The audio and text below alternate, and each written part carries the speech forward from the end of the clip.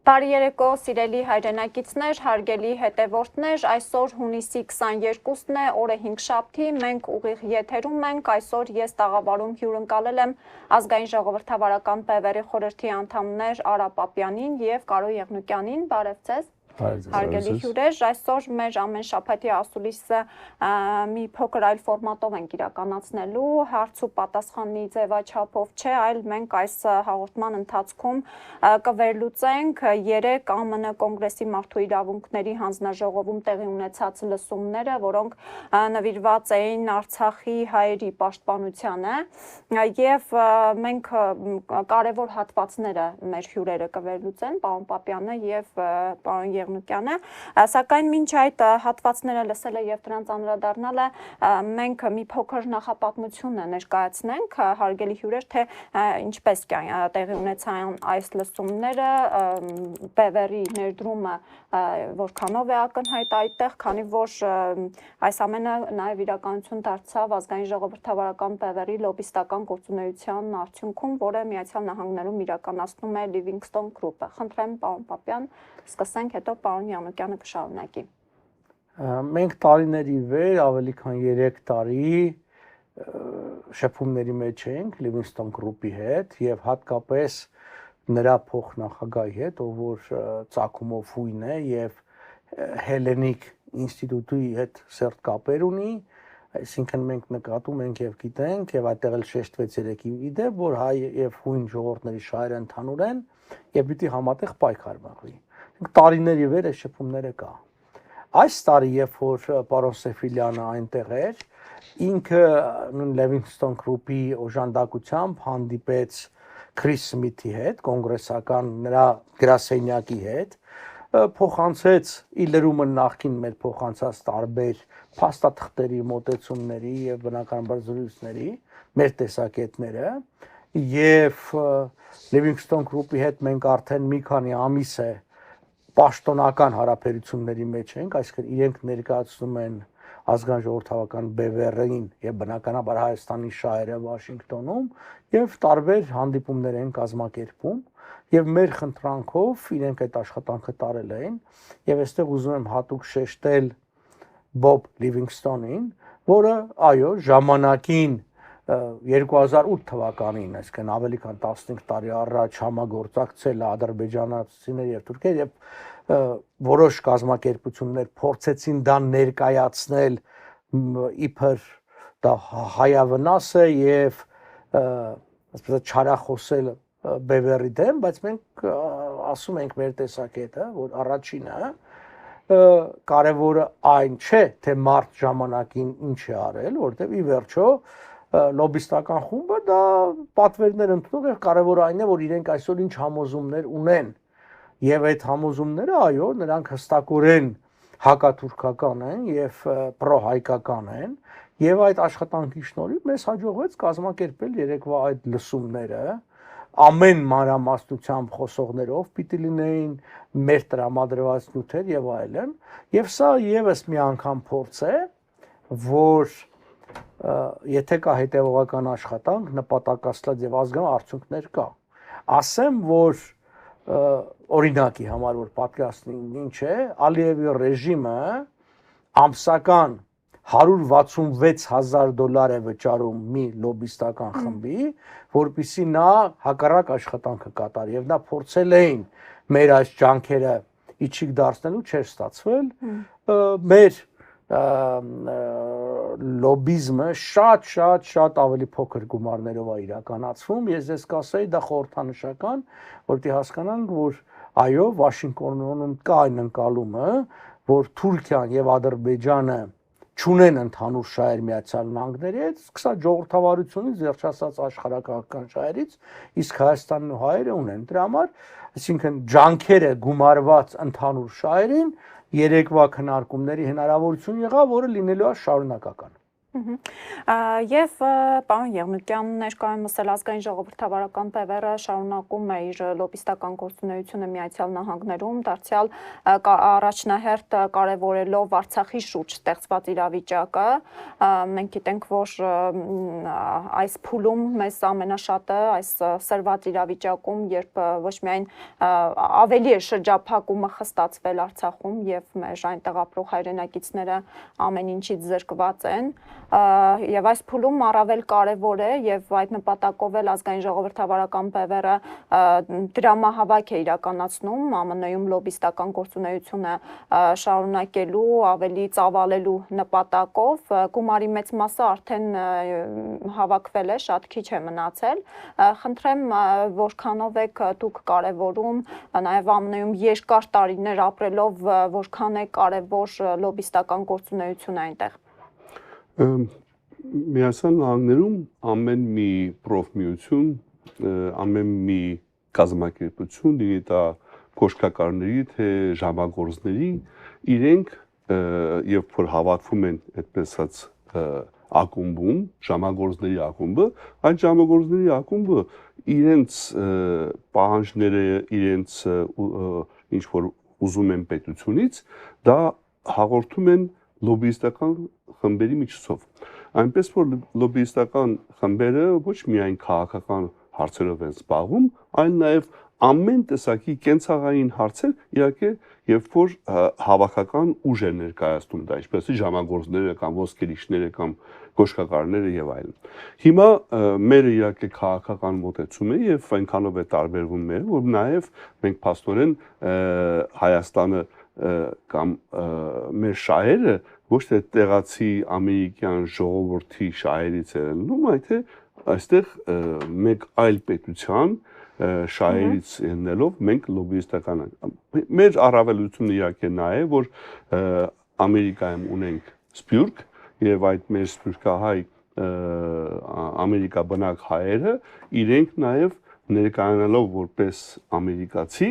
մենք փաստորեն երկու գլխարկ ենք հագնում մեկ պետական այսպես մեկ ուրիշ պետության ներկայացուցիչ մյուս կողմից էլ մեր սփյուռքի ներկայացուցիչները ինչքանով է կարևոր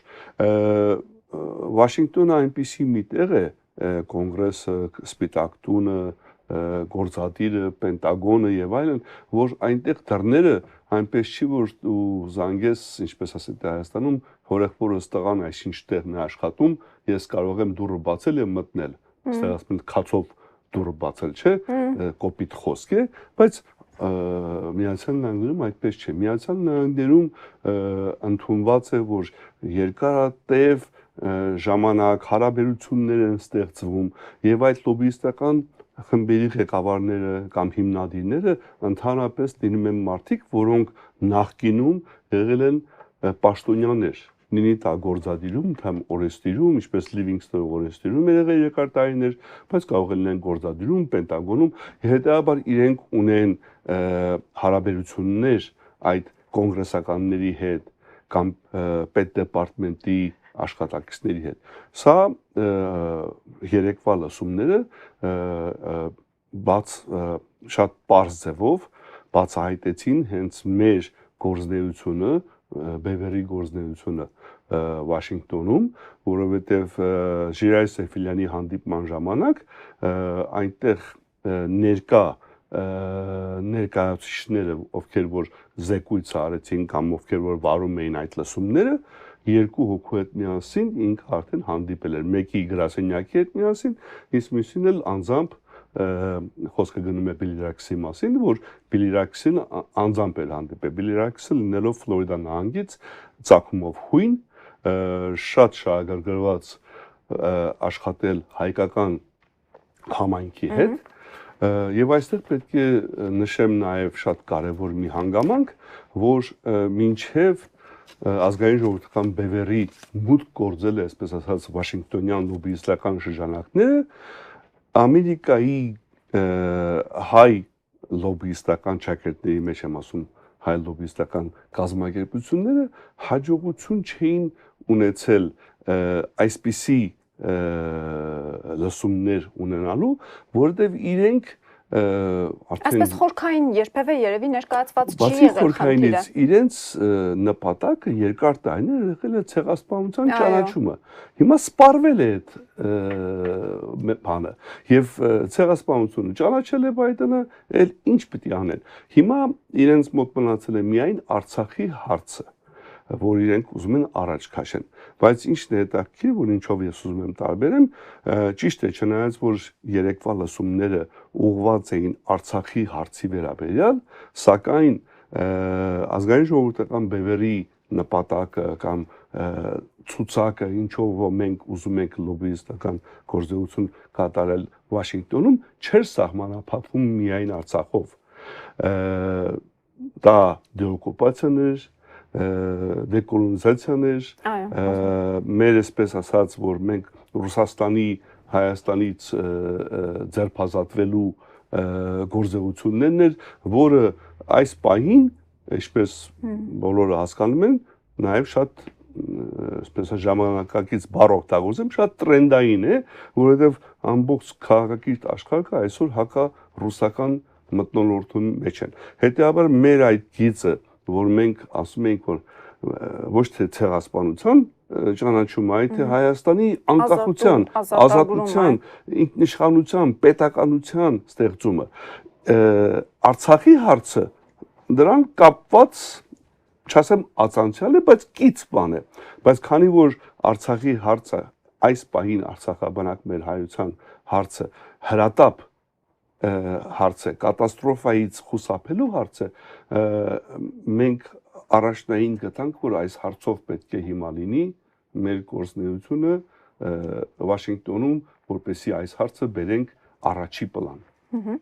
Ես կխնդրեմ, որպեսզի մեր եթերային օպերատորը այս պահին թողարկի այն QR կոդը, որի միջոցով մեր հայրենակիցները կարող են աջակցել ազգային-ժողովրդավարական բևեռի լոբիստական գործունեությանը։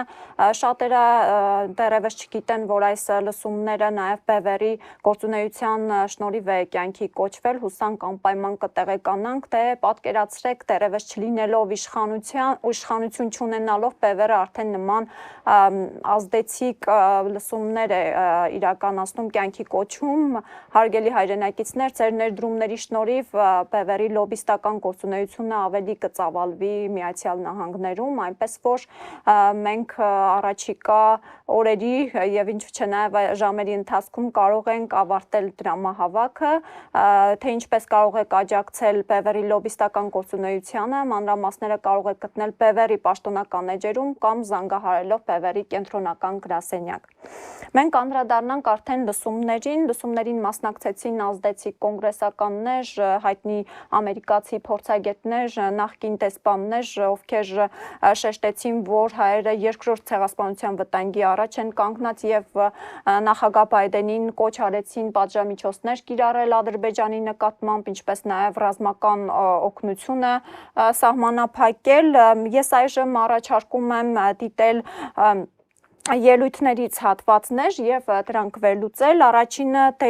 Դեյվիդ Ֆիլիպսի ելույթ է, առաջին ելույթը նրա, նա ԱՄՆ Կոլումբիայի համալսարանի մարդու իրավունքների եւ խաղաղության կառուցման ծրագրի տնօրենն է, ԱՄՆ նախագահներ Քլինթոնի, Բուշի եւ Օբամայի վարչակազմերում աշխատել է որպես ավագ խորհրդական եւ արտաքին գործերի փորձագետ։ Այժմ լսենք նրա ելույթի առաջին հատվածը Դեյվիդ Ֆիլիպսի, այնուհետեւ մենք մեր բանախոսները կվերլուծեն, խնդրեմ։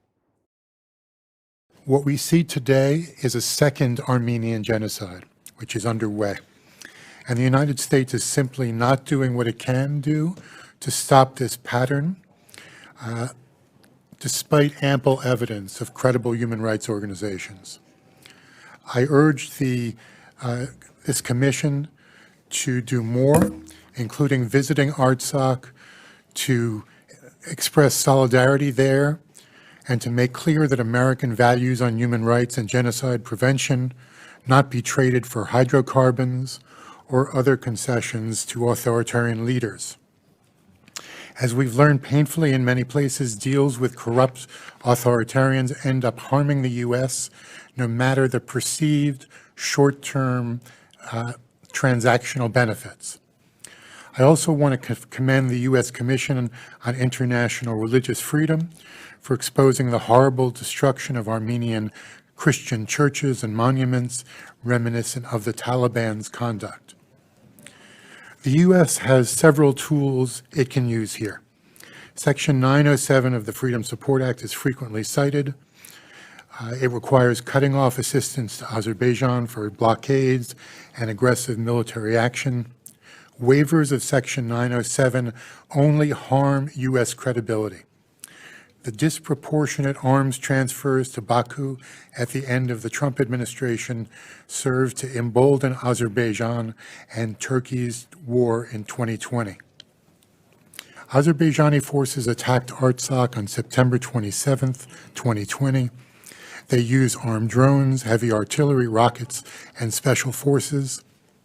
They were backed by Turkish military and mercenaries, including up to 2,000 Islamist jihadis from Syria and Libya,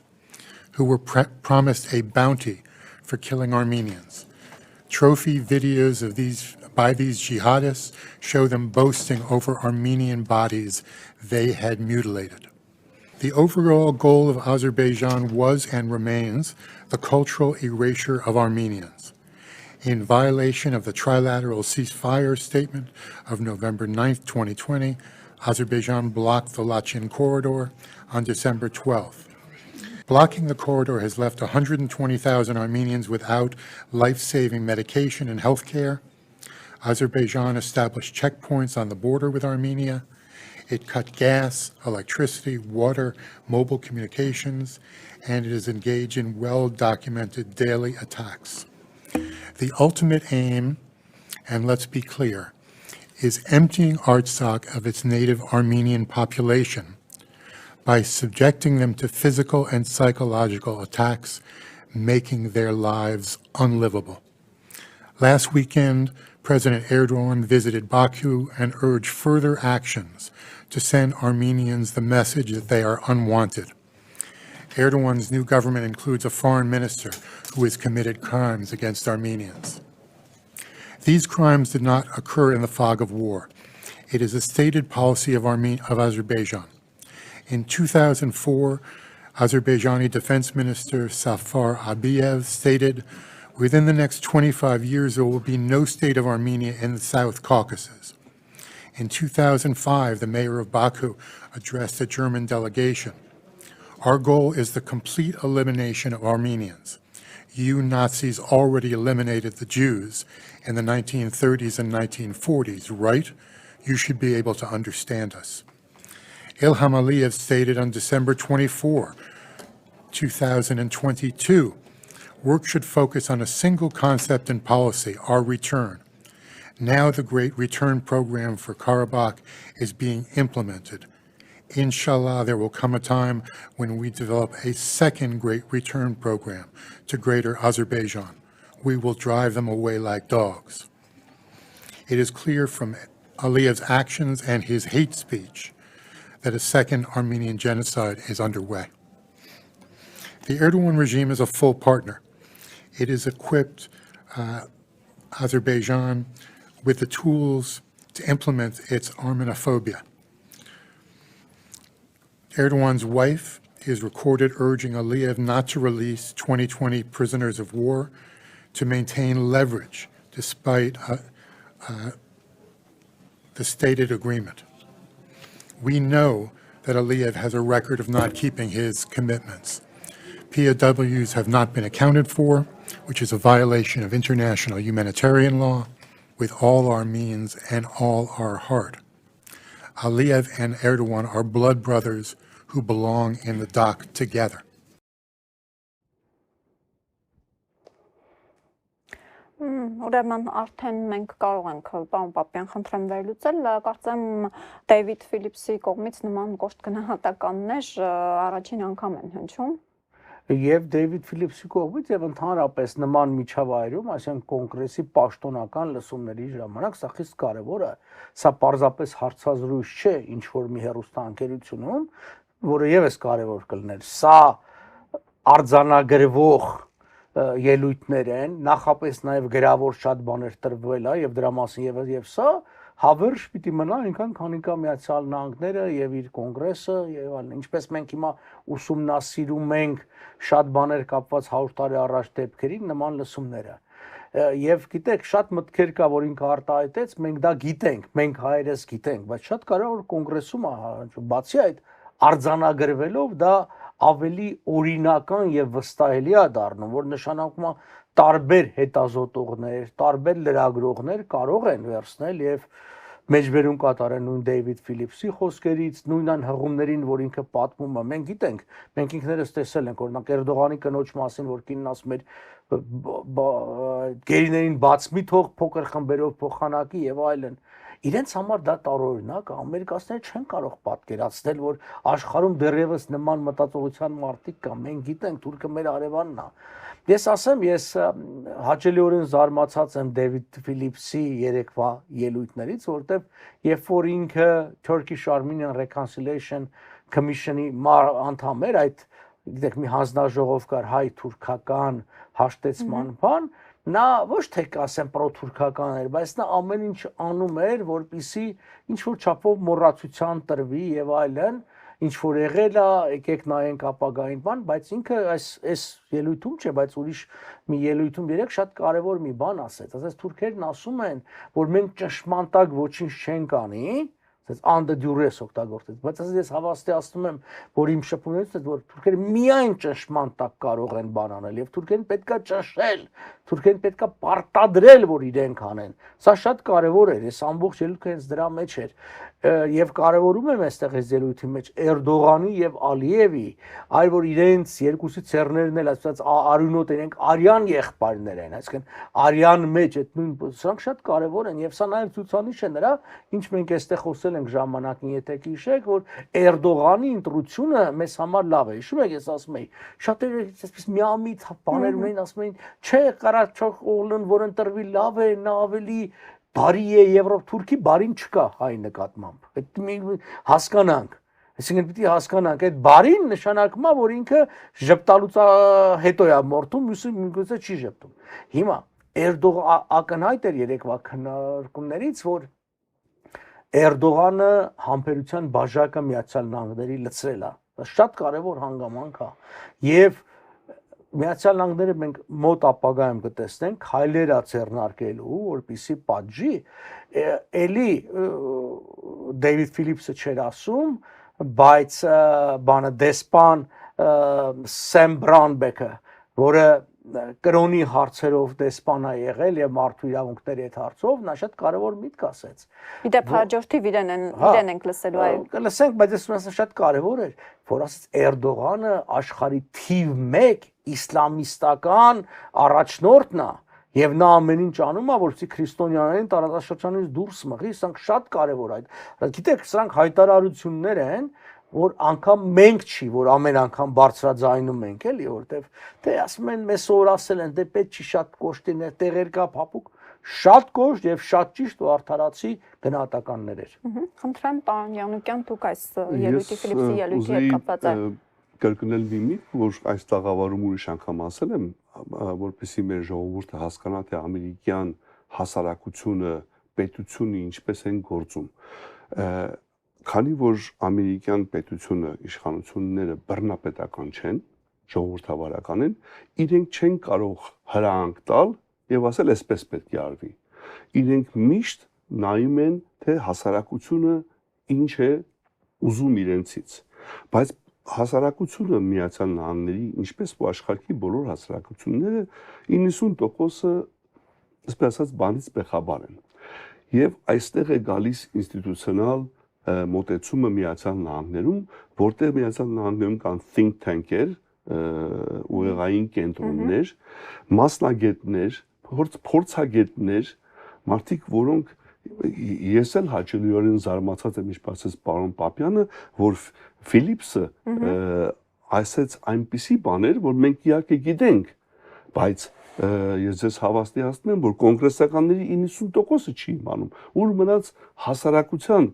90%-ը իմանա։ Հետևաբար շատ կարևոր է այսպիսի լսումները, որոնք գրանցվում են congressional record-ի մեջ, եւ congressional record-ը Միացյալ Նահանգներում դա գիտեք ինչ է, նոտար չէ, ինչպես որ ասում ենք, Ուիլսոնի մեծ կնիքը, ճիշտ է, մեծ կնիքը չէ, բայց սա մի բան է, որ վերջ, սա գրանցվեց, սա նույնն է ինչ որ շումերական քարերի վրա դաջված այդ հիերոգլիֆները, սա արդեն վերջացավ, սա մտավ կոնգրեսական ռեկորդի մեջ եւ սրանք հիմա պիտի հղում անեն։ Ամեն մի կոնգրեսական պիտի հղում անի, պիտի ասի Ֆիլիպսը այսպես ասեց։ Իմիջիայլոց Շումերը գրավոր էր ուղարկել, ինքը ներկա չէր, գրավոր էր ուղարկել, իսկ հաջորդ ոնց լսենք Ռուբինին նայել Պորտուգալիայից հերակա կարգով մասնակցեց այս բանին, բայց կապ չունի, որտեղ իրենք իրենց ամբողջ զեկույցը նաև գրավոր են տվել եւ այդ գրավորն է մտնում կոնգրեսի ռեկորդի մեջ եւ իհարկե իրենց բանավոր խոսքը հարց ու պատասխանը։ Հիմա ինչ եմ ուզում ասել, որ այսօր մենք ունենք փաստագրված մի բան congressional record-ում, որը օգտագործվելու է հետագայում կոնգրեսականների կողմից ավելի եւ ավելի այս հարցը առաջ քաշել եւ հասնել իրենց նպատակին հաջորդ Brownback-ն է կարծեմ ասում, որ մենք պետք է ասում ենք ոչ թե resolution ընդունենք, այլ թե պետք է ընդունենք օրենք։ Սա այն օրենքն է, որ մտնում է Միացյալ Նահանգների օրենքների կարգի մեջ, որը գործադիր մարմինը, սպիտակ տունը իրավունք չունի չկատարել։ Հետեւաբար, երբ որ այս փորձագետը պահանջում է, որ դա օրենք դառնա, եւ այնտեղ բոլոր կազմակերպիչները, մասնակիցները համաձայնվում են միաձայն, որ պետք է օրենք ընդունվի։ Եվ լսենք հիմա այժմ Սեմ Բրաունբեքի ելույթը միջազգային կրոնական ազատությունների հարցերով ԱՄՆ հատուկ հանձնարարություններով նախկին դեսպան ԱՄՆ կոնգրեսական, խնդրեմ։ Mr. Chairman, I think just really get right to the heart of it. You've got 120,000 Christians that are being strangled, blockaded by Azerbaijan. It's against the peace agreement. It's against what the International Court of Justice has found. And yet it's taking place. It's being backed by Erdogan, who is the probably the leading Islamist person in the world that's pushing militant Islam of any government leader in the world is President Erdogan. He just got reelected on top of that. And he's got this pan-Turkic idea of a corridor, and the one kind of sliver of land that stands between him and this pan-Turkic corridor is Armenia. And so there were 3 incursions into Armenia proper the week we were there on the fact-finding trip. This isn't just Nagorno-Karabakh, this is into Armenia proper. It's wonderful people. But do we want to see yet another ancient Christian population be driven out of its homeland? Yet another one. And a lot of this is with U.S. weaponry that the Azeris have, or Israeli weaponry that the Azeris have. So I've got a few policy recommendations that I've put in here that I think would be important to do. One would be really for Congress to step up and take some of the lead on this. And I think you ought to put together a bipartisan Nagorno-Karabakh Human Rights Act. Just put together a Human Rights Act, not a resolution, an act, a bill, a law, that says here are the minimum standards for what we expect the security to be and the human rights to be able to be for the people of Nagorno-Karabakh. And just state them out there clearly and specifically. Congressional delegation traveling there would be to Nagorno-Karabakh. We tried to get into Nagorno-Karabakh. We couldn't get in. They wouldn't let us in to the place. But I would think they would let a congressional delegation. I'd hope they would. And if they wouldn't, that would also tell you something that's taking place.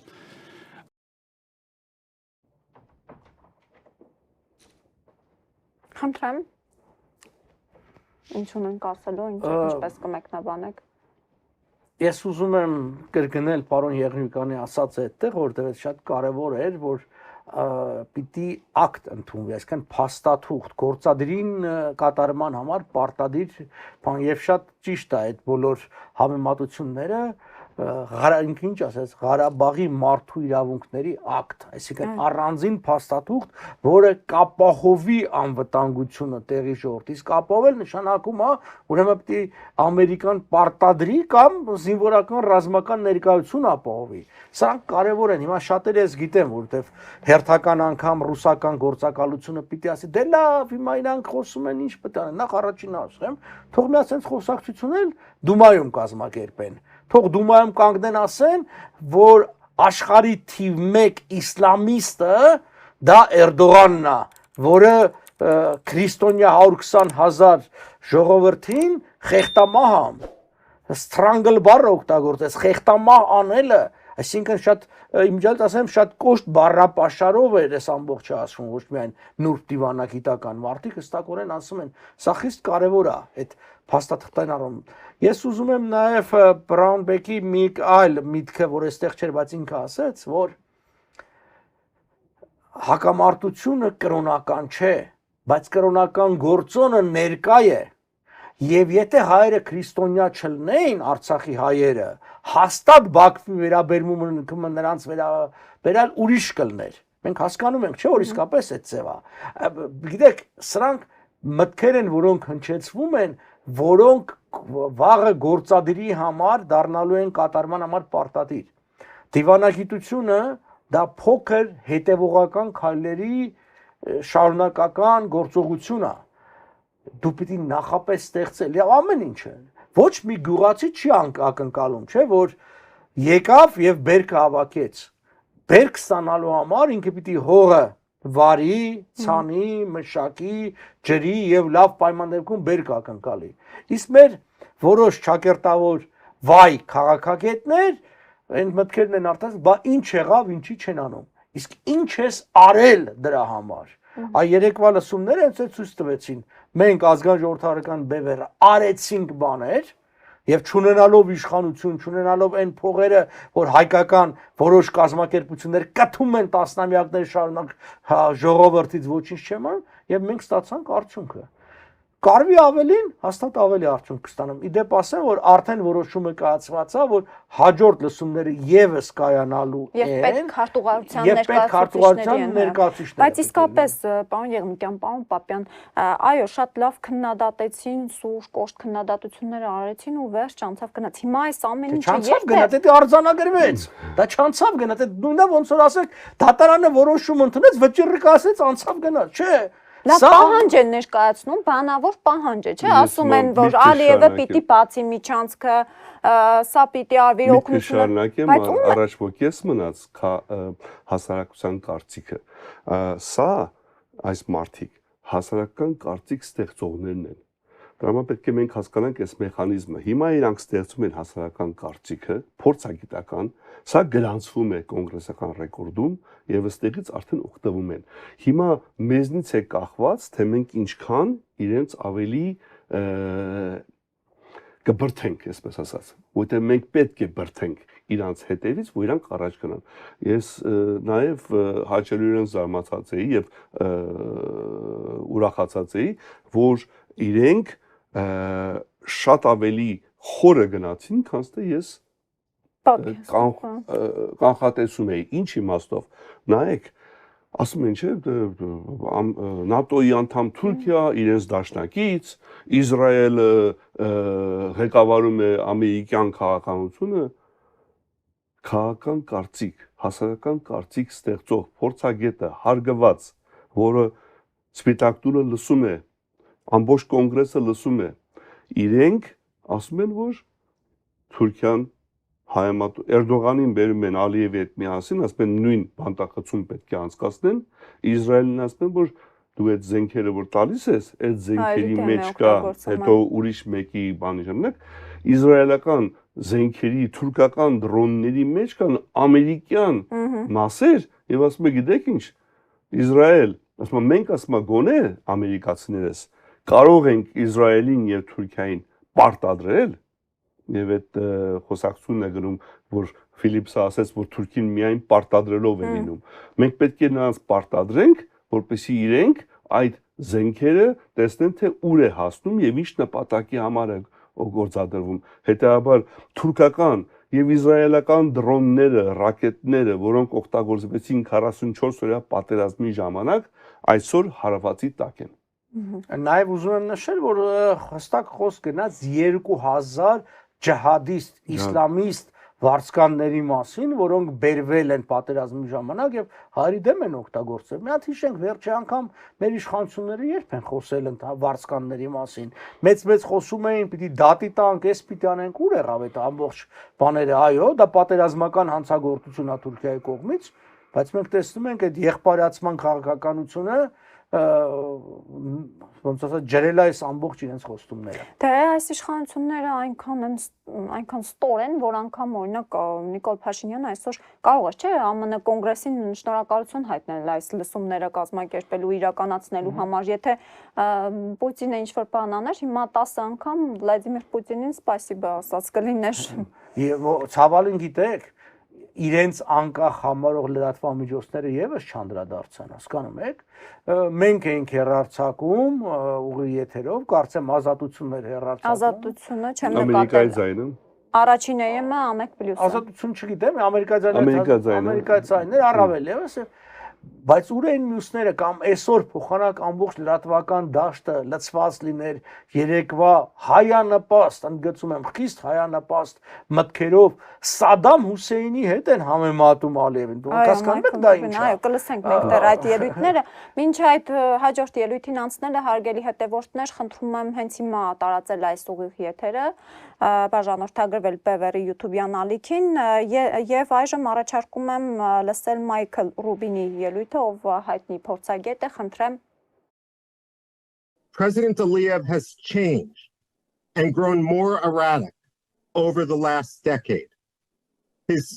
I'd say his trajectory is almost analogous to what we saw with Saddam Hussein. That said, strategy matters, and so does timing. We need to talk about sequencing. It's one thing to try to get a broad agreement between Armenia and Azerbaijan, but that agreement is going to be meaningless if disputes with regard to the borders are kicked down the road. Because if that happens, then Azerbaijan is going to have an excuse in order not to implement an agreement. It also opens the floor, opens the possibility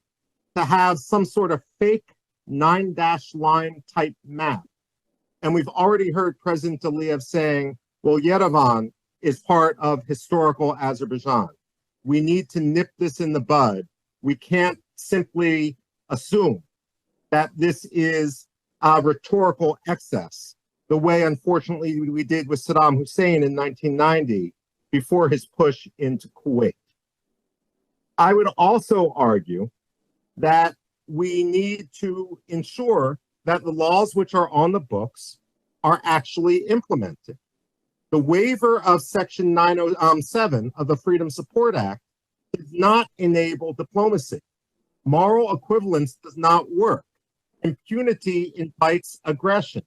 It's also an affront to Congress. If the State Department finds that Section 907 and what the waiver requires is inconvenient, then it should go to Congress to pass a new amendment, to pass a new law. It can't simply willy-nilly override US law. I would argue that the logic that we can't enforce the US law because it would impede diplomacy is also inaccurate. Azerbaijan is going to do what's in Azerbaijan's interest vis-a-vis Iran. They're not doing it simply because we're allowing Azerbaijan to have some weaponry, which, as Ambassador Brownback has said, has been utilized against Armenia, not only the Armenian population in Nagorno-Karabakh, but against Armenia proper. We also have on the books the Humanitarian Corridors Act, which dates back to the first Nagorno-Karabakh war and to the Bosnia conflict. The fact is, and we've seen this in the last day, with Azerbaijan using BTRs, armored personnel carriers, to block the Lachin corridor, they are in violation of this. And as far as I'm aware, there's absolutely no waiver with regard to the Humanitarian Corridors Act. and therefore U.S. assistance should stop immediately. There's also the Magnitsky Act, which is another policy arrow in our quiver. Azerbaijan is one of the most corrupt countries on earth. That corruption is clear because despite its tremendous hydrocarbons, its actual per capita income is less than that of Georgia and Armenia. Cultural heritage also matters, and I'm sure David Phillips, my good friend, is going to talk about this. But before we impose a peace, we should at the very least have a 24/7, 24 hours a day, 7 days a week video monitoring. We shouldn't just verify. I mean, we shouldn't just trust. We need to verify as well in real time. We should focus on incitement. There's going to be no lasting peace if Azerbaijan still incites from school-age kids and in the military against Armenians. The State Department should issue, and Congress should require through an act, an annual report on the state of Azerbaijani incitement.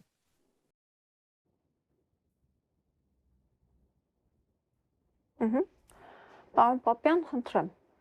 դուք ինքներդ հանդիպել եք, չէ՞, բազմիցս։ Այո, բազմիցս հանդիպել եմ Մայքլ Ռուբինին,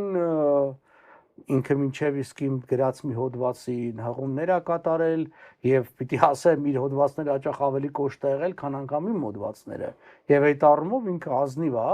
ավելին, իսկ վերջին հոդվածներից մեկում ինքը նշում էր, որ խոսքով Ալիևը բան չի հասկանում եւ պետք է ռազմական ուժով Միացյալ Նահանգները բացեն միջանցքը։ Գիտեք, մի բան էր, որ անգամ մենք չենք ասում, չէ՞։ Մենք ցանկություն ենք այդ։ Ինքը ասում է, եւ այստեղ էլ այդ ձևակերպումները այդպիսին են, որ համոզելով չի լինելու եւ դա վարկաբեկի չէ։ Նաեւ շատ կարևոր հստակ առաջարկները, որ այդ զենքը, որը փոխանցվում է այդ 907 ակտի շրջանցելով բան, դա պիտի դատա եւ ամենակարևորը սահմանները 24 ժամ եւ 7 օր պիտի վերահսկվեն, այսինքն խոսքը գնում է տեխնիկական միջոցների մասին, որ խոսքը կողմերին չհավատալ։ Ու Միացյալ Նահանգները եթե նման որոշում ընդունի, ինքը կարա 24 ժամ դրոններ ոնց որ ասած կախի հայ-ադրբեջանական սահմանի վրա, նույն Արցախի եւ ել չեմ ասում վերևի արբանյակներից եւ ինքը այդ ամբողջը տեսագրի մանրակրկիտ։ Միացյալ Նահանգները այնպիսի արբանյակներ ունեն, որ վստահաբար ամբողջ տարածաշրջանը բարիզ բուն իմաստով, որովհետև գիտեմ ենք որ ծրագրային հարցերով 50 սանտիմետրը 50-ի վրա մանրակրկիտությամբ, այսինքն իրենք կարող են արբանյակից տեսանկարահանել։ Խոսքը սրա մասն, այսինքն գործնական առաջարկներ են։ Այդ հարցի պատասխան ինչ պիտի արվի։ Ի վերջո այդ մտքերը, որ գործադիրը, դիվանագետները, քաղաքական գործիչների գլխում ծագում է, երկնքից չի ծագում։ Իրենք ի տարբերություն մերոնց ճակերտավոր մերոնց, որոնք կախում ունի թե Նիկոլը տվյալ օրը աջ ոտի վրա արտացավ, թե ձախ ոտի վրա ինչ ասեց եւ այդ ցանկացած բան փորձում են արդարացնել, այդպես չի։ Միացյալ Նահանգներում որպիսի քաղաքական գիծ լինի, նա փորձագետ այդ հարցը ասած պիտի էփվի, այդ պիտի մարդիկ արտահայտվեն, մասնագետներ պիտի արտահայտվեն, ոչ թե ամեն մի օրինակ բժիշկ ելնում է սկսում է քաղաքական վերլուծություն կատարել, չէ՞ մեր մոտ։ Կամ մարդ, որը օրինակ հանդիպել եմ, քրդերեն չգիտի, թուրքերեն չգիտի, քրդական հարցի մասին լինում է լուրջ տոնով ելույթներ ունենում, չէ։ Այս բոլոր մարդիկ, որ այստեղ կան, որոնք ունեն փորձառություն աշխատանքի այդ ոլորտում, ունեն մասնագիտական հմտություններ եւ այլն, ես պիտի ասեմ, որ ես հերթական անգամ հիացա ամերիկյան establishment-ի խոսքի բարձր մշակույթ, իրանք ոնց են նախադասությունները ճիշտ կազմում եւ կարողանում են հստակ մտքերը կարճ, հստակ եւ արտահայտել։ Մենք ցավոք սրտի չունենք այդ մշակույթը, որովհետեւ իրանց մոտ այս մշակույթը դպրոցից զարգացվում է եւ ճիշտ ընտրություն է։ Այսպես ասենք, այդ պաշտոնին չի կարա մեկը հասնի զուտեն պատճառով, որ Նիկոլ Փաշինյանի ազգականն է, ասենց ասենք, դառնա, չգիտեմ, պարլամենտական կամ դառնա առաջատար լրագրող, որտեղ Նիկոլետ նույն սենյակում է նստած եղել 5 տարի, ինչ որ թղթեր ագելրա եւ բան, չէ։ Այս մարդիկ իսկապես արդար ընտրությամբ են հասել իրենց դիրքերին եւ սա խիստ կարևոր մենք այս մակարդակը տեսնում ենք եւ Մայքլ Ռուբինի ցանկացած միտք, ես վստահեցնում եմ ցես, մի շարք, այսպես ասած, վերլուծաբաններ կան, որոնց թվում է ինքնա, որ ամենավերևի որոշում կայացնողները լսում են, որտեղ պարոն Եղնուկյան ասեց, որ որոշում sense opinion maker, այսինքն որ հասարակական կարծիք ձևավորողներն են, բայց կան decision maker-ներ, այսինքն որոշում կայացնողներ։ Ուղիղային կենտրոններ են։ Մենակ ուղիղային կենտրոնները չէ, տարբեր, հիմա ասենք նույն լուրջ լրատվական, ասենք բանը, կայքը, ինքը արդեն բանա, նայեք, կան մարդիկ, անուններ չտան, որ գովազ չլինի, որ ասում են, այ եթե այսինչ մարդը, շատերը մեր հայրենակիցներն են, այս բաները գրի, իմացեք, ամերիկյան վարչակազմը սկսում է իր աշխատանքը առաջին հերթին առավոտները ծանոթանալու օրինակ այդ 5 հոգու կարծիքին, թե իրանք ինչ են գրել, ամեն մեկը իր սյունյակում, այդպես է։ Այսինքն իսկապես ժողովրդավարությունը, ժողովուրդն է վարում քաղաքականություն եւ ոչ թե հակառակը։ Վերևից մի հատ հիմարություն ասում են ու այդ հիմարությունը պարտադրելով ու մահակներով պարտադրում են, չէ։ Այդ արձագանքը դրա համար Միացյալ Նահանգների հետ եթե մենք ուզում ենք աշխատենք, պիտի ներքևից բրգաձև դեպի վերև գնա։ Եվ մենք այո, արդեն մի քանի աստիճան բարձրացել ենք, որովհետեւ կոնգրեսի լսումները 1, պետք հարտուղարություն հանդիպումները 2, սա արդեն միջինից բարձր օղակներն են։ Սրանք միջի որոնք ուղղակիորեն շփվում են ամենավերևի որոշում կայացնողներ եւ այդ որոշում կայացնողները հենվում են նման մարդկանց եւ նման լուսումներուն հնչած մտքերի վրա։ Պարոն Յանուկյան, խնդրեմ Մայքլ Ռուբինի այս ելույթի այս հատվածի հետ կապված Մայքլ Ռուբինի վերջի արտահայտություններից մեկը նա է, որ ասում էր, բացի նրանից, որ ինչպես պարոն Պապյանն ասաց, պետք է հետևենք, չէ՞, ռուսերեն խոսքա դավերային ու պրավիրային, ասում պետք է մենք ստուգենք, ասում չենք կարող մենք վստահացնենք, որ Ալիևը այսպես, քանի որ Ալիևը ասում է իր մանկապարտեզից հայացածություն է քարոզում, մենք չենք կարող վստահել, որ նրանք պիտի անեն այն ինչ որ պետք է անեն, այն ինչ որ իրենց պիտի պարտադրեն։ Հետևաբար ինքը այս պարտադրանքի մեջ մտցնում է հետևողական ստուգել, տեսնել, որ իրանք իսկապես անում են թե չէ, եւ ասում է, որ տարեկան ռեպորտ պետք է տան կոնգրեսին, ռեպորտի մեջ գրվի, որ մանկապարտեզներում հանվել է իրենց դասագրքերի մեջից հայատացությունը, թե չի հանվել, այսինչ բան է եղել է թե չէ, գերիներին հանձնել է թե չէ, դուք այդ ռեպորտը պետք է լինի, դա ստուգման սիստեմն է։ Եվ կարևոր մտքերից մեկը նա էր, որ ասում է, եթե դա չարեցինք, խաղաղությունը չի լինելու։ Սա շատ կարևոր հանգամանք է, եթե փաստաթուղթ ստորագրվի։ Փաստաթուղթը, սա շատ կարևոր հանգամանք է, որ հույսով եմ Նիկոլ Փաշինյանը լսում է, որ ինչ էլ որ ստորագրի, խաղաղություն չի լինելու, որովհետև դիմացինին եթե չես պարտադրում, որ նա խաղի կանոններով խաղա,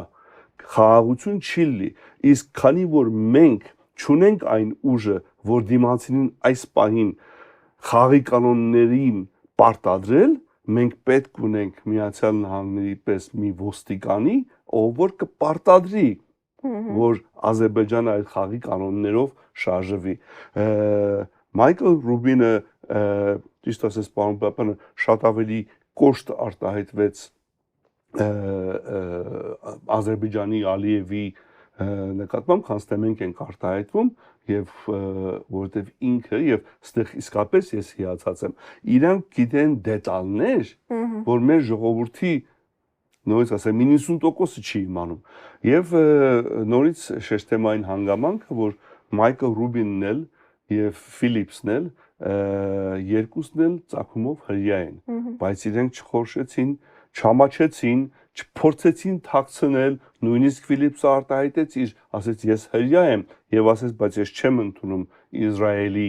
բռնած այս բանը։ Եվ սա շատ կարևոր է, որ ես սա ուզում եմ նորից շեշտեմ, որովհետեւ մեր հասարակության մեջ հрьяաները sense, հрьяաները նես իրենք չեն հասկանում, որ Միացյալ Նահանգներում լինի հрья, թե լինի չինացի, թե հնդիկ, թե հայ, եթե իրենք հասել են այդ մակարդակի, իրենք շարժվում են Միացյալ Նահանգների շահերից, ոչ թե հրեական շահերից, ոչ թե արաբական շահերից, այլ թե Միացյալ Նահանգների շահերից։ Եվ սա ինչի եմ ասում, որովհետև հիմա պետք է հասկանաք, ուրեմն լսեք այս մարդկանց եւ հասկացեք, թե ուր է Միացյալ Նահանգների շահը։ Կարմիր գծով անցնում է Թուրքիային եւ Ադրբեջանին միացնել։ Թուրքիան եւ Ադրբեջանին կրիմինալ մարդասպան համարել, Էրդողանին եւ Ալիևին նույն բանդախցում դնելը, Թուրքիային եւ Ադրբեջանին թույլ չտալ եւ ստեղել Իսրայելին նաեւ միացնել, թույլ չտալ, որպեսզի իրենք ամերիկյան տեխնոլոգիաներով սարքած դրոնները եւ այլն օգտագործել խաղաղ բնակչության դեմ եւ ոչ նպատակային, սա կարմիր գծով անցնում է։ Ինչպես պարոն Պապյանն ասաց, թող մի հատ էլ Դումայում էսպեսի Եվ առաջին անգամն էր, չէ, որ Էրդողանին այսպես բացահայտ քննադատեցին, ասելով, որ հենց Ալիևային ինչ անում է, կարծեք թե Էրդողանի թելադրանքով է անում եւ Էրդողանն է երևում Ալիևի թիկունքում։ Այն համեմատությունները եւ ձևակերպումները որ կա, ես գոնե չէի լսել որպես աշխարհի թիվ 1 իսլամիստ, որպես ռազմատենչ եւ այլն, նույն Սադամ Հուսեյնի հետ համեմատությունները Ալիևի եւ Էրդողանի, նաեւ այնտեղ հիշենք ՆԱՏՕ-ի վերաբերյալ մտքեր կա, որ հենց Դեյվիդ Ֆիլիպսը ասաց, որ եթե հիմա դիմաց լիներ Թուրքիան, ապա այդ խնդրագիրը կպատրվեր եւ աղբամանը կնետվեր եւ այլն։ Իդեպ, ասեմ Դեյվիդ Ֆիլիպսը ոչ միայն դատապարտում էր Իսրայելի կողմից զենքի մատակարարումը լինելով հրեանա, պարզ ասաց, ես որպես հրեա ամաչում եմ, որ Իսրայելը չի ճանաչել այս ցեղասպանությունը, որտեղ դանով վարկաբեկումը հենց հոլոկոստի գաղափարը։ Դրա համար այդ Ռուսաստանից ներմուծված հրեատացությունը հիմքեր չունի, որովհետև այդ ամբողջ հիմքում այնա, որ այսինչ մարդիկ հրեական ծագում ունեն, որ հայկական հայ ժողովրդի կյանքում բացասական դեր են։ Այո, բայց 2 տասնյակ էլ ավել կարանք հրեական ծագումով մարդկանց բերենք, որ դրական կարծիք են ունել եւ դեր են ունեցել հայերի կյանքում։ Սկսած նույն Մորգենթաուից մինչեւ Լեմկին եւ այլն։ Հետո գիտեք ինչա, շատ կարեւոր է, ինչպես Բիլիրակիսը հույն ցակումով հույն կոնգրեսականն ասեց, մենք պիտի հայր հետ միասնաբար գործենք, որտեվ դա մեզ ուժ է տալի, շատ ճիշտ է։ Բայց նաև այդ Միացյալ Նահանգներ հрьяաների հետ միասնաբար պիտի գործենք, որտեվ այդ ծայրահեղ իսլամիստական թևը եւ այդ ջհադիստները, բաները, որ խոսում են, որ մեր դեմ են, նրանք նաև Իսրայելի դեմ են։ Այսինքն բոլորին կարիք չկա հանուն ինչ որ ուրիշ երկրների շահերի կամ մոտեցումների մեծ մասամբ կեղծ, ոնց որ ասած մեզ հակառակորդ կամ թշնամի ստեղծել ոչ։ Ամեն երկրում, ամեն ժողովրդի մեջ կան տարբեր մարդիկ, տարբեր հայացքներով։ Հիմա այդ նույնն է, որ ասել, որ Մարգարիտա Սիմոնյանը հայ է, ուրեմն բոլոր հայերը, չգիտեմ, ռուս իմպերիալիստ են եւ հակաուկրաինացի են։ Ոչ, Մարգարիտա Սիմոնյանը ներկայացնում է Ռուսաստանի շահերը։ Տարբեր հрьяաներ, չգիտեմ, շոտլանդացիներ, իսպանացիներ, տարբեր շահեր կարող են ներկայացնել, բայց նաեւ ուզում եմ հստակ մենք հասկանանք, որ դա մշտական չի, մարդիկ հայացքներ փոխում են, եթե դու իրանց բացատրում ես եւ ճշմարտություն ես ասում։ Սա կարևոր է հետեւյալն, այո, Թուրքիան հստակորեն ընկալվում է այլևս ոչ դաշնակից պետություն Միացյալ Նահանգներում։ Սա կարևորագույն աշխարհաքաղաքական փոփոխություն է, որը կարող լրջագույն հետևանքներ ունենա Թուրքիայի համար։ Այն որ հարց են տալիս, ասում են, բայց Ուիլսոնի ծրագիրը ոնց պետք է անենք, մենք թույլ ենք։ Հա մենք թույլ ենք, բայց միշտ ուժեղից ուժեղը կա, սկզբունքը կա։ Թուրքիայից ուժեղ երկրներ կա, որոնցից մեկը Միացյալ Նահանգներն է։ Մի քիչ աշխատանք, մի քիչ Միացյալ Նահանգների շահերի են բռնում եւ կտեսնենք, որ թե մեր հնարավորությունները ինչքանով կմեծանան, այստեղ հնչեցված նաեւ այդ միտքը կար, կարծեմ Մայքլ Ռուբինը ասաց, որ Հայաստանին անհրաժեշտ է ամերիկյան զենքի մատակարարում։ Այո։ Հավասարակշռությունը վերականգնելու համար։ Անկամ խոսում են մի երկրի մասին, որը ՀԱՊԿ-ի անդամ է, պաշտոնապես Ամերիկայի թշնամի, բայց դա էլ անգամ հնչեցնում։ Ես կուզեի կրեք այստեղ շարունակեմ, որ Բրաունբեկն էլ ասեց զենքի վերաբերյալ, որ Հայաստանին պետք է զնենք, որովհետև ասեց բալանսը խախտված է, այդ հատվածում չէր, բայց ձեր հարցին, որ սա առաջի անգամ է, որ Ամերիկայում այսպես հակաթուրքական բան, ոչ առաջի անգամ չի, բայց ինչն է հետաքրքիր եւ ինչպես համընկան դեպքերը, Էրդողանի նորից ընտրվելը իհարկե Ամերիկայի սրտով չէր։ Հետևաբար մենք որ ասում ենք, որ արդեն երկար ժամանակ ասում ենք, որ Թուրքիան այլևս Ամերիկայի այն դաշնակիցը չէ, որը որ նախկինում էր, շատերը չէին հասկանում դա, բայց ես ասեմ, որ Թուրքիան Ամերիկայի դաշնակից եղավ ՆԱՏՕ-ով, սովետական միության դեմ, որպես բուլդոզեր դնեն դեմը, բայց երբ որ սովետական միությունը փլուզվեց եւ Իրաքի պատերազմը եղավ 90-ականին թվին, այն ժամանակ Թուրքիան Ինջիրլիկի օդանավակայանը չտրամադրեց ամերիկացիներին եւ այն ժամանակվանից կարող ենք ասել, որ արդեն սկսել էր կաթիլ, այս հակաթուրքական, այլ Թուրքիային ոչ դաշնակից, ոչ հավատարիմ, էքստրեմիստ, ծայրահեղական, քրդերին սպանող, իգիլին սնող եւ սա կաթիլ ավելացավ եւ այնպես չէ որ նայ ասում են իրենք շատ լավ գիտեն որ 2000 ջիհադիստ են թուրքերը բերել շատ լավ գիտեն ամերիկացի փորձագետները դու ամերիկացիներ ասում եք նույնիսկ հասկանաք որ խոսքը փորձագետների մասին շատ լավ գիտեն հիմա ինչ եղավ հիմա Էրդողանը որ ընտրվեց եւ այստեղ հիմա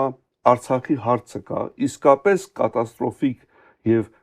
մարդասիրական խնդիր է ցեղասպանության կրկնվելու վտանգը ինչպես բոլորը շեշտեցին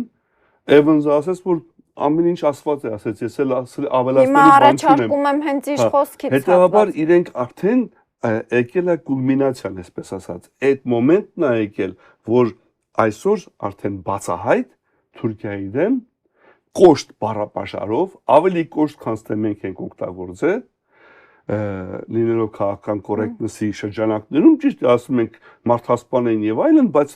մեր արտահայտությունը գոնե բևերի խորհրդի անդամների արտահայտությունների մեջ այդպեսի կոշտ արտահայտություններ չկան ինչքան որ եղան այսօր երեք այս բանը Ես կրկին խնդրում եմ մեզ հետևողներին տարածել այս ուղիղ եթերը եւ առաջարկում դիտել Հայաստանում ԱՄՆ նախկին դեսպան Ջոն Էվանսի ելույթից հատված խնդրեմ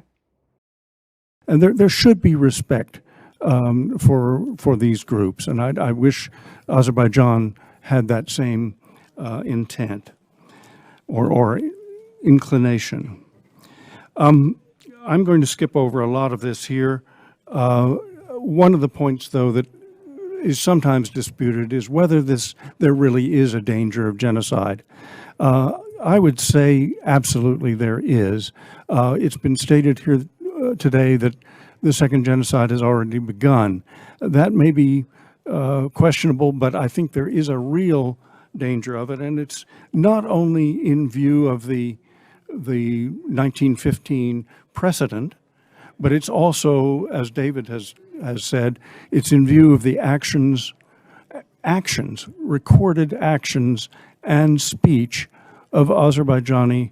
officials and politicians, and that also includes politicians in Turkey. So this is real. I think our task today is simply to consider how to preserve the lives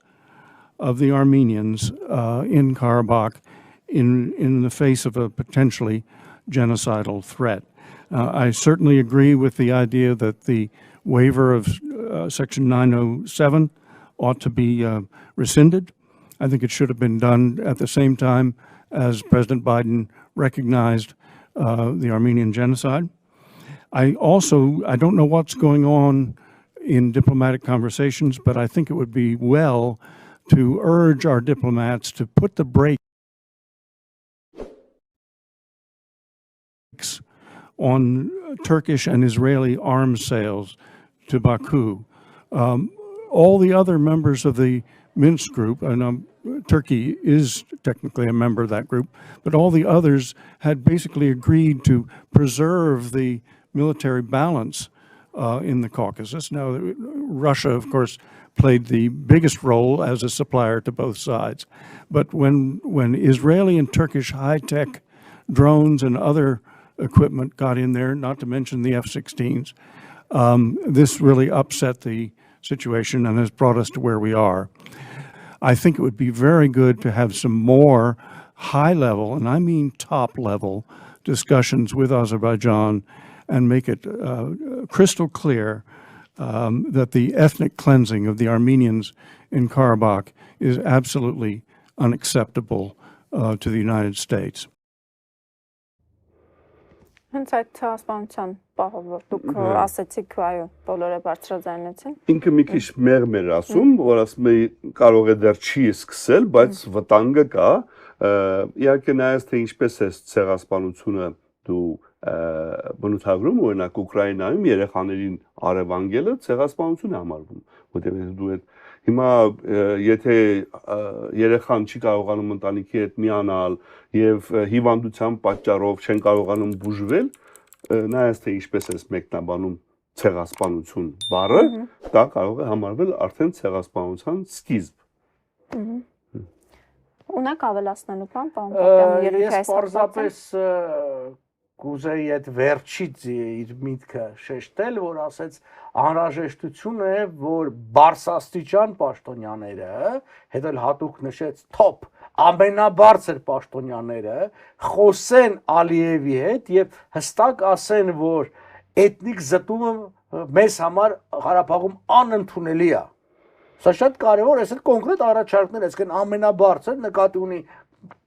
իհարկե ոչ Բայդենը, Ալիևը, ասենք Բլինքենը պիտի զանգի Միացյալ Նահանգների անունից եւ հստակ ասի։ Ես ձեզ ուզում եմ հիշեցնել, երբ որ թուրքերը 93-ի հոկտեմբերին զորքեր էին կուտակել Հայաստանի սահմանին,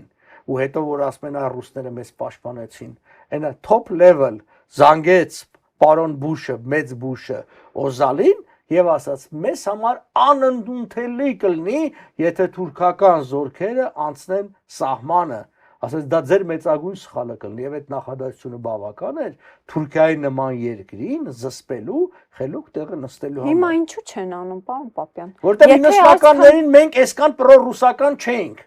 Հիմա մենք ռուսական գաղութ ենք, ռուսական շայրի սպասարկում ենք։ Մենք Միացյալ Նահանգների թշնամին ենք, պիտի դադարենք լինել Միացյալ Նահանգների թշնամին, որպեսզի ստանանք այդ աջակցությունը։ Քանի անգամ ասենք դրա մասին։ Խոսում են, բարձրաձայնում են, կոշտ քննադատում են, լավ են անում, ճիշտ են անում, որ ցեղասպանության վտանգ կա, բայց չեն փորձում դերևս կանխել։ Բայց նախ փորձում են, մարդը պարզ ասում է, թող զանգեն, ասեն անընդունելի է, դա արդեն կանխել է մեկ։ Այս քննարկումները եւս կարծում եք ինչ Ալիևը ես գիշեր լավ է քնես ամբողջը լսելուց հետո, երբ որ քեզ համատում են Սադամ Հուսեյնի, դու մտածում ես քեզ կարող է նույն օրի քսեն, չէ՞ Սադամ Հուսեյնի։ Նույն բանդակացում Էրդողանի։ Հա, եւ այդ բնական է, բայց սրանց ավել ինչ է, եկեք հասկանանք մի շատ կարեւոր բան, որը բազմից ենք ասել, որպիսի մենք ունենանք, այսպես ասած, գործնական աջակցություն, մենք դա համար իրավաքաղաքական հիմք պետք է ունենանք։ Այդ մարդկանց, այ հիմա տեսեք, մենք կոնգրեսի քննարկումներ ենք նայում, պատկերացրեք սենատը, որը սենատը պիտի որոշի, մեկը վերակենում եւ ասում է, որ հաշվի առնելով, որ այս հավասարակշռությունը զինյալ խախտվել է եւ կոնգրեսում դա նշվեց բան, ես առաջարկում եմ 100 միլիոն կամ 200 միլիոն դոլարի զենք նվիրել Հայաստանին։ Նույնիսկ սենտրալ կներեք, մի հարց ունեմ, էլի, դա որ Հայաստանն է։ Հապկի անդամ երկիր Հայաստանը, որը մեր թշնամին է, Ռուսաստանի հետ միասին։ Հա, ու հարցը փակվեց։ Հարցը փակվում է, ասես մենը դու գիշեք նման առաջարկ եք անում, ով է թշնամուն զենք տալիս։ Բա որ մենք ասում ենք հապկից դուրս, ո՞ւմից համար թվում է, որ սա խոսք չի, սա քաղաքականություն է։ Զենք եք ուզում Ամերիկայից, ուրեմն հապկից դուրս, կիլոմետրերով հեռու հապկից։ Չեք դուրս գա, ուրեմն զենք չեք ստանա։ Այ գնացել է Պապիկյանը Ֆրանսիա, կստանա դիտող սարքեր, լսող սարքեր, կապի միջոցներ, բան, բայց մահաբեր զենք չի ստանա։ Այսինքն զենք, որով դու կարաս թշնամու սպանել։ Որովհետև Ռուսաստանի ձեռքում է հայտնվելու այդ զենքը։ Որտեղ մենք հապկի անդամ ենք։ Հələ Ռուսաստանը ինչ որ ձև կարելի է զուգահեռ երկու անգամ իրարամերժ թշնամի երկրների հետ ունենալ երկկողմ հարաբերություններ։ Հապկի պայմանագիրը իրավաքաղաքական դաշտը թույլ չի տալիս քեզ պարզապես։ Դա ընդհանուր զենք է։ Դա ընդհանուր իրենք դրա վրա նույնքան իրավասություն ունեն, ինչքան դու։ Ինչքան դու հետեւաբար ոչ ոք չի տալ, չեմ ասում, ստեղ կա նաև բարոյական պահը։ Այսինքն դրանք դասեն չհասկացանք, հայերը չեն ուզում կես քայլ անեն, մեզանից 4 քայլ են ակնկալում, երբ որ մենք պետք է հայերին փրկենք։ Այդ բան են հայերը։ Իդեպ, պարոն Պապյանն ասեց դեռ հարց է Ալիևը գիշերը քնել է թե ոչ, հետաքրքրական է, որ այս կոնգրեսի այս լսումներին դեռևս չեն անդրադարձել ինչպես Նիկոլ Փաշինյանը, այնպես էլ Ալիևը, Էրդողանը, թե գիտենք, որ Ալիևը ամեն ինչին շատ արագ արձագանքում է, չէ, սպառնալիքներով եւ այլն։ Ամերիկայի սպառնալը դժվար է, էլի։ Ես հիշեցնեմ բանի Ռուբինի երեք կետերը, որ ասեց կարող ենք, ինքը գործիքակազմը տվեց, ասեց երեք գործիք ունենք, որ օրենք է ամերիկյան, որը կարող ես կիրառել։ Մեկը 907 բանաձևն է, երկրորդը միջանցքների բաց լինելը, որը իմիջայլոց առաջի Արցախյան պատերազմի ժամանակ ընդունված օրենք էր, որ միջանցքը լիներ, որը կիրառվեց նաև Բոսնիայում։ Ինքը ասում է հիմա եկեք հետ Հայաստանում էլ դա կիրառեք։ Իսկ երրորդը, որը Ալիևին անցյալ գիշեր անքուն է թողել, դա երրորդն էր Մագնիսկու օրենքը։ Շեշտեց, որ Ադրբեջանը ամենակոռումպացված երկրներից մեկն է աշխարհի վրա, ասում էր այն երկրում միջին բանը ավելի ցածր է, քան թե Հայաստանին եւ Վրաստանինը, չնայած որ մեկ շնչի եկամուտը, չնայած որ շատ ավելի մեծ նավթակիրներից եկամուտ ունեն, հետեւաբար ասում է այդ գումարները կոռուպցիա է։ Եվ սա հենց այն զենքն է, սա այն փաստաթղթերն են, որ կարող են երբ ուզեն դնեն Ալիևի առաջ ասել, որ այսինչ բանկում այսքան գումար ունես։ Եվ այլևս չունես։ Եւ այլևս չունես, անցյալ ժամանակով բայց որպեսի դա լինի, հիմա անցնենք երկրորդ քայլին, որպեսի Միացյալ Նահանգները դա անեն, մենք պետք է այստեղից, ինչպես քչարաջացի ժողովրդականներով, պետք է իրենց հրենք դեպի այդ կողմը։ Հիմա այս փորձագետները տվել են մեզ գործիքները։ Մենք պետք է այդ գործիքները օգտագործենք։ Հաջորդ ելույթը լսենք Դեյվիդ Ֆիլիպսի երկրորդ հատվածը ելույթի, խնդրեմ։ US drones, US components in Turkish drones are being transferred to countries that use them in ways which we don't approve of. We should document that. We should use CATSA, which has never really been fully enforced, as a way of enforcing US interests, and make sure that there's documentation and that US munitions going to Turkey don't end up in the wrong hands. In June of 1992, Milosevic telegraphed his war plans for Croatia and Bosnia. So we knew well in advance what was coming. Erdogan himself has talked about revisiting the Treaty of Lausanne and seizing territories in the Eastern Mediterranean in order to capture the gas fields that are there. We should take him at his word. We have advance warning. If he does that, then NATO is called into question. Our ally Greece and Cyprus are at risk. So we should read the writing on the wall and take preventive measures.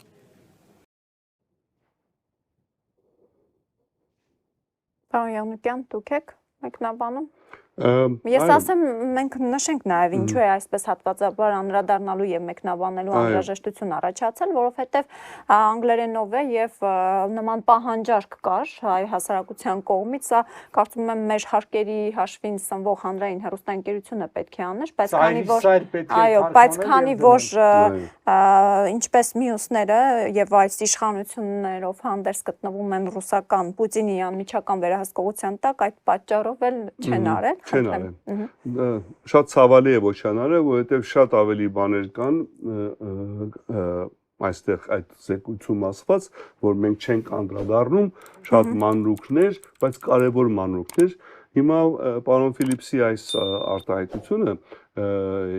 ինքը ասում է, որ գիտեք, մենք ասում ենք Էրդողանի խոսքերը պետք է ընդունենք որպես փափակ կամ նպատակ, որը նա իրականացնելու է։ Ես ուզում եմ ստեղ շեշտել խոսքի ուժը։ Մեր հասարակության մեջ նորից խոսքի ուժ, ասում եմ, խոսում է, էլի խոսում է, այսպես արհամարական բան կա, բայց արևմտյան մտածելակերպից պարոն Ֆիլիպսը դա է ասում մենք Էրդողանի խոսքերը լսում ենք, հասկանում ենք եւ լուրջ ենք ընդունում եւ բերում եմ Միլոսեվիչի օրինակ, ասում եմ Միլոսեվիչը 92 թվին ասեց թե ինչ անելու եւ հետո արեց։ Մենք ասում ականջալուր չեղանք այն ժամանակ, հետո ունեցանք Բոսնիա եւ այլն պրոբլեմներ եւ եթե լսած լինեին Միլոսեվիչին եւ Միլոսեվիչի ասածները հավատացած լինեին եւ կանխեին, չեր լինի այն ինչ որ եղավ Յուգոսլավիայում։ Հիմա ասում է Էրդողանը ասում է, որ ինքը Թուրան է ուզում։ Ինքը ուզում է մեծացնել թուրքական ազդեցությունը, ախորժակը մեծացել է։ Եկեք լսենք եւ կանխենք։ Հիմա սա ինչ է հետաքրքիր սրա մեջ, որ երբ որ մեզ ասում են, բա ինչու համար թուրքերի կամ ռուսերի հետ ինչ կապ ունի, այսօր ռուսը եւ թուրքը իրար սնուցող են եւ իրար պահող են։ Եթե մեկը փլուզվեց, մյուսն է փլուզվելու։ Հիմա Թուրքիան դրա համար է Ռուսաստանին օգնում թաքուն եւ ոչ այնքան թաքուն, որտեվ հասկանում է, որտեվ Ռուսաստանը փլուզվեց, ինքն է փլուզվում։ Իրենք իրենց նպատակին հասնելու համար ռուսը եւ թուրքը համագործակցում են։ Իսկ մենք որ ասում ենք, որ Միացյալ Նահանգների համար, արևմուտքի համար ձեռք չի տալիս թուրք-ռուսական մերձեցումը եւ Միացյալ Նահանգները եւ արևմուտքը պետք է անեն ամեն ինչ, որպեսզի այդ միաձուլումը չլինի, որը լինելու է մեր հողերի հաշվին, մեր Զանգեզուրի հաշվին։ Միացյալ Նահանգները անելու է ամեն ինչ, որ դա չկատարվի։ Սա է կարևոր։ Այո, մի բան էլ ասում էին ԱՄՆ-ն է Թուրքիային բերում տարածաշրջան։ Դե նման հիմարություններ միշտ էլ կարելի է լսել։ Ես այսօր էլ լսեցի մի դաշնակ վերլուծաբանի, ասում է այդ որ Թուրքիան ուզում գա, դե ՆԱՏՕ-ի անդամ դել հատուկ շեշտեց, մարդիկ չեն հասկանում, ՆԱՏՕ-ն ինչ է։ ՆԱՏՕ-ն դա մի կառույց է, որը ունի 5-րդ հոդված որպես միջուկ։ Որևէ անդամի վրա հարձակումը նշանակում է հարձակում մյուսների վրա պիտի պաշտպանեն։ Վերջ, որևէ այլ պարտադիր չկա ՆԱՏՕ-ի միասնական քաղաքականություն, չկա ՆԱՏՕ-ի միասնական զորք եւ այլն։ Ասենք Թուրքիայի ՆԱՏՕ-ի լինելը միայն նրա համար է, պարոն Եղիպ ճիշտ նշեց։ Սովետ միության ժամանակ հարավային ֆլանգներ, որ եթե հարձակվեն այդ կողմից սպանանեն։ Եվ դրա մասին մենք նախորդ 5 շաբթի խոսեցինք, եթե հիշում եք։ Այո։ Ուկրաինան փոխարինելու Ռուսաստանի զսպման գործում Թուրքիային։ Թուրքիան վերջացավ, իր աշխարհակաղակական կարևորությունը վերջացավ։ Այսինքն ինքը որպես Էգեյան երկիր իր բոլոր դերակատարությունը հանձնել է Հունաստանին եւ հատկապես Կրետե կղզու ռազմածովային մեծ ամերիկյան բազան, Ռուսաստանին զսպելու առումով այդ դերակատարությունը տրվելու է Ուկրաինային եւ արդեն խոսվում է Ուկրաինայի ՆԱՏՕ-ի անդամ ընդունելու մասին շրջանցելով բոլոր բան, ինչու է խոսվում։ Եթե Թուրքիան լիներ հավատարիմ ՆԱՏՕ-ի անդամ, հաստատ նրան փոխարինելու խնդիր չեղներ։ Եվ մնաց Թուրքիայի մյուս դերը, դա միջին արևելյան դերակատարությունն է։ Այնտեղ նորից եմ կրկնում, այդ դերը տրվելու է Վրաստանին, Հայաստանին եւ քրդերին։ Ասում եմ քրդերին, որովհետեւ չգիտեմ Քուրդիստան ինչ տեսք ունենա մի պետության ձևով, որ պետության այլ, բայց էդ է երեքին։ Իդե պարոն Պապյան, այս լսումների ժամանակ պարոն Եղմիկյան, օրինակ չքննարկվեց կամ ես եմ գուցե բաց թողել Ռուսաստանի թշնամական քաղաքականությունը հայերի նկատմամբ Էրդողանինը մասնակցությունը շատ լավ ներկայացվեց, բայց Ռուսաստանինը չեն տեսնում։ Ասվեց Բրաունբեկը վերջում, եթե չեմ անում եք լսելու եք թե չէ, բայց Բրաունբեկը վերջում ասեց Ռուսաստանի դերակատարություն, ասելով որ իրենց խաղապահ այսպես կոչված դերը չեն կատարում։ Կոշտ չքննադատվեց, Էվասը եւս անդրադարձավ, հենց նախորդ որ զենքի, որ հիմնական զենքի մատակարարողը երկու կողմերն էլ ջարվել է։ Այո, բայց երկու կողմերից, բայց հենց նշելով որ խախտվել է հավասարակշռությունը եւ այլն։ Չէ, տեսեք, այստեղ խնդիրը հետեւյալն է։ Ռուսների նկատմամբ Ամերիկան հստակ դիրքորոշում ունի։ Կոնգրեսը եւ ժամանակ չի ծախսում համոզելու համար State Department-ին կամ հասարակություն, որ ռուսը թշնամի է։ Ռուսի թշնամին լիա բոլորը գիտեն, Ռուսաստանը վերջացել է։ Ժամանակի խնդիր է։ Հիմա կջախջախեն 2 ամիս հետո թե 8 ամիս հետո էական չի, ժամանակի հարց է։ Ոնց ասում են Ռուսաստանը երկար, հետո երկար դիմանա։ Մի տարել երկար դիմանա, դա ինչ է փոխվել։ Ռուսաստանը վերջացել է, չկա որպես մեծ պետություն։ Այ Թուրքիայի պարագային դեռևս հասարակական մտածողության մեջ չեմ ասում ամեն փողոցի մարդը, որտեղ փողոցի մարդը Թուրքիայի տեղել չգիտի, ասես Թուրքի հնդուավ կհասկանա։ Բայց այդ եւ Թուրքիան բանի հետ միասին Ադրբեջանը տասնամյակներ շարունակ միլիոններ, եթե ոչ միլիարդներ են ծախսել այդ փորձագիտական շրջանակում աճացրել են սերունդներ։ Գումարած նրա իրենք այսօր ամերիկյան բոլոր համալսարաններում դուք կտեսնեք Թուրքիայից բերված, տեղավորված, այդ տեղավարտածներ, Փորձագետներ, փորձագետներ եւ այլն։ Այսինքն այդ որ խոսում է Թուրքիայի մասին անդադ Սադամ Հուսեյնի հետ համեմատություն միլոչոտ, հենց նպատակը սա է, բացահայտել Թուրքիայի իսկական էությունը։ Դրանից եմ գրում Ռուսաստանի էության բացահայտելու խնդիր չկա, Ռուսաստանի բոլորն էլ գիտեն։ Այստեղ մի տարիքիր բան այս հարցից ծագեց միտքը, որ նայեք ինչպես որ պարոն Պապյանը ասես, այսօր Միացյալ Նահանգներում չկա մի փորձագիտական ինստիտուտ, որտեղ թուրք փորձագետ չլինի։ Շատ են 70-ական թվականներից սկզբից սկսած, դա այն թվերն են, որ ես ընդեղ էի ուսանող սովորում էի, լիքը Թուրքիայից ուսանողներ են ուղարկվել երիտասարդ եւ բոլորը լավ համասարաններ պետությունը վճարում է պետության հաշվին եւ իրենք արդեն տեղ են հասել։ Բայց հիմա ես մի հետաքրքիր բան ասեմ, նայեք, սա պրո-հայկական լսումներ էր կոնգրեսում։ Ամբողջովին պրո-հայկական, մեր սպասածից ավելի շատ հակաթուրքական։ Մենք հակա-ադրբեջանականը սպասում էինք, որտեղ դա էր նպատակը, բայց որ իրենք պետք է այսպես նաև քլնգեն Թուրքիային եւ Թուրքիային դարձնեն terrorist, հանցագործ, իսլամիստ եւ այլն, սա իմ համար անսպասելի էր։ Հիմա տեսնենք, եթե այդ բոլոր թուրք փորձագետներով, իրենց միլիարդներով, որ իրանք բոլոր լոբիստական կազմակերպություններին Վաշինգտոնում գոնե 5,000, 100,000, 10,000 դոլարով պայմանագրեր կնքելով փորձում են ձեռքերը ոտքերը կապեն, որ հանգարց հայկական կողմին չօգնեն, տեսնենք, եթե իրանց կողմից արձագանք լինելու է։ Ես ձեզի վստահեցնում եմ, որ այսպիսի լսում պրո-թուրքական կամ պրո-ադրբեջանական իրենց ամբողջ ռեսուրսը օգտագործելով չի լինելու։ Սա արդեն այն չափորոշիչն է, որի հիման վրա պետք է մեր հասարակությունը, ես նայեք մեր իշխանությունների մասին չեմ խոսում, նրանք կորած անհույս են, մեր հասարակությանն է, այն հասարակությունը, որ ռուսի հետ հույս է կապում, ով ասում է, որ Թուրքիայի երկրորդ բանակը ՆԱՏՕ-ն է եւ այլն, թող տեսնեն, որ իրենք Թուրքիան իր բոլոր ռեսուրսով եւ Ադրբեջանն էլ միասին չեն կարողանալու նման մի բան անել Վաշինգտոնում։ Մենք արեցինք, մենք BEVER-ը հաջողվեց եւ արեց, Թուրքիան իր միլիարդներով չի հաջողվելու անի հակադարձելու։ Սիրելի հայրենակիցներ, հարգելի հետևորդներ, կարծում եմ այս պարոն Եղնուկյանի այս խոսքերից հետո դուք այլ ավելի շահագրգռված պետք է լինեք, մենք բոլորս, որ BEVER-ը շարունակի իր լոբիստական գործունեությունը եւ ավելի ընդլայնի Միացյալ Նահանգներում, որպիսի նմանատիպ լսումներն էլ եւ հայկական հարցի բարձրացում այնտեղ իրականություն դառնա, իսկ թե ինչպես կարող եք աջակցել BEVER-ի լոբիստական գործունեությանը, ապա նշեմ, որ QR կոդով, որը այս եթերի ընթացքում մեր եթերային օպերատորը թողարկում է, ինչպես նաև BEVER-ի պաշտոնական էջերում կարող եք գտնել այլ մանրամասներ կամ զանգահարել BEVER-ի կենտրոնական գրասենյակ, այժմ առաջարկում եմ դիտել Սեմ Բրաունբեքի ելույթի հաջորդ հատվածը. I completely agree with that. But this is one, and you worked in the former Yugoslavia, you know what was setting up, and you saw it, and you yelled about it, and we didn't do anything.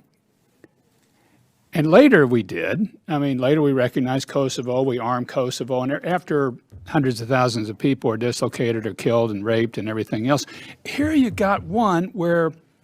a little bit of effort by the United States right now, targeted, I mean, I really think the 907, the Magnitsky targeted, I mean, but you actually pop them on something, you stop these weapon flows from coming from us and the Israelis. We need to push on the Israelis not to have the weapons flows going to Azerbaijan. You could actually stop this thing from further developing. I really think both Erdogan and Aliyev are just continuing to push this, thinking we're distracted. Russia's the big deal here. We're not going to do anything because we like Azerbaijan helping us with Iran, so that gives them a free pass card. They can just go ahead and do these things. And I think they're just going to keep doing it until we really actually do something here. And we actually, we've listed several details of things that could happen. And I think if you did that, you ask about the people. The people in our delegation that met and talked with some individuals there, the individuals, when they found out we're from the United States, and this is primarily a Christian, Jewish delegation, there were primarily Christian groups, Jewish groups that were there, they were ecstatic we were there. They just happy somebody else cared. They have been so tied in with Russia for so long and so dependent upon Russia to help them. And now the Russians have traded them off, gave them away. They're not guarding the Latin corridor. They're not keeping it open like they're supposed to, that they could. And so they just feel like they've been traded off by the Russians. But they know the Americans could help them, but they're not there yet. One guy gave this great example of saying it's like the Armenians clinging to this little life raft. They've been left adrift in the middle of the ocean. They're clinging to this little life raft. And if they swim 100 meters over here, there's a big ocean liner they can get to, but they got to let go of the little Russian life raft to swim over here and to get in with the U.S. and a part of a Western support system. We got to help them. We got to encourage them. We got to tell them we will be there. We are there for you. We'll help you with weapons system to defend yourself, because we did that eventually in the former Yugoslavia. We need to do it now before it gets to be a really wild situation and you get hundreds of thousands of people dislocated. The objective here, I think, is just really clear on Nagorno-Karabakh. It's just to strangle this place and make it unlivable till people just kind of leave and go to Europe, go to the United States, go to Canada.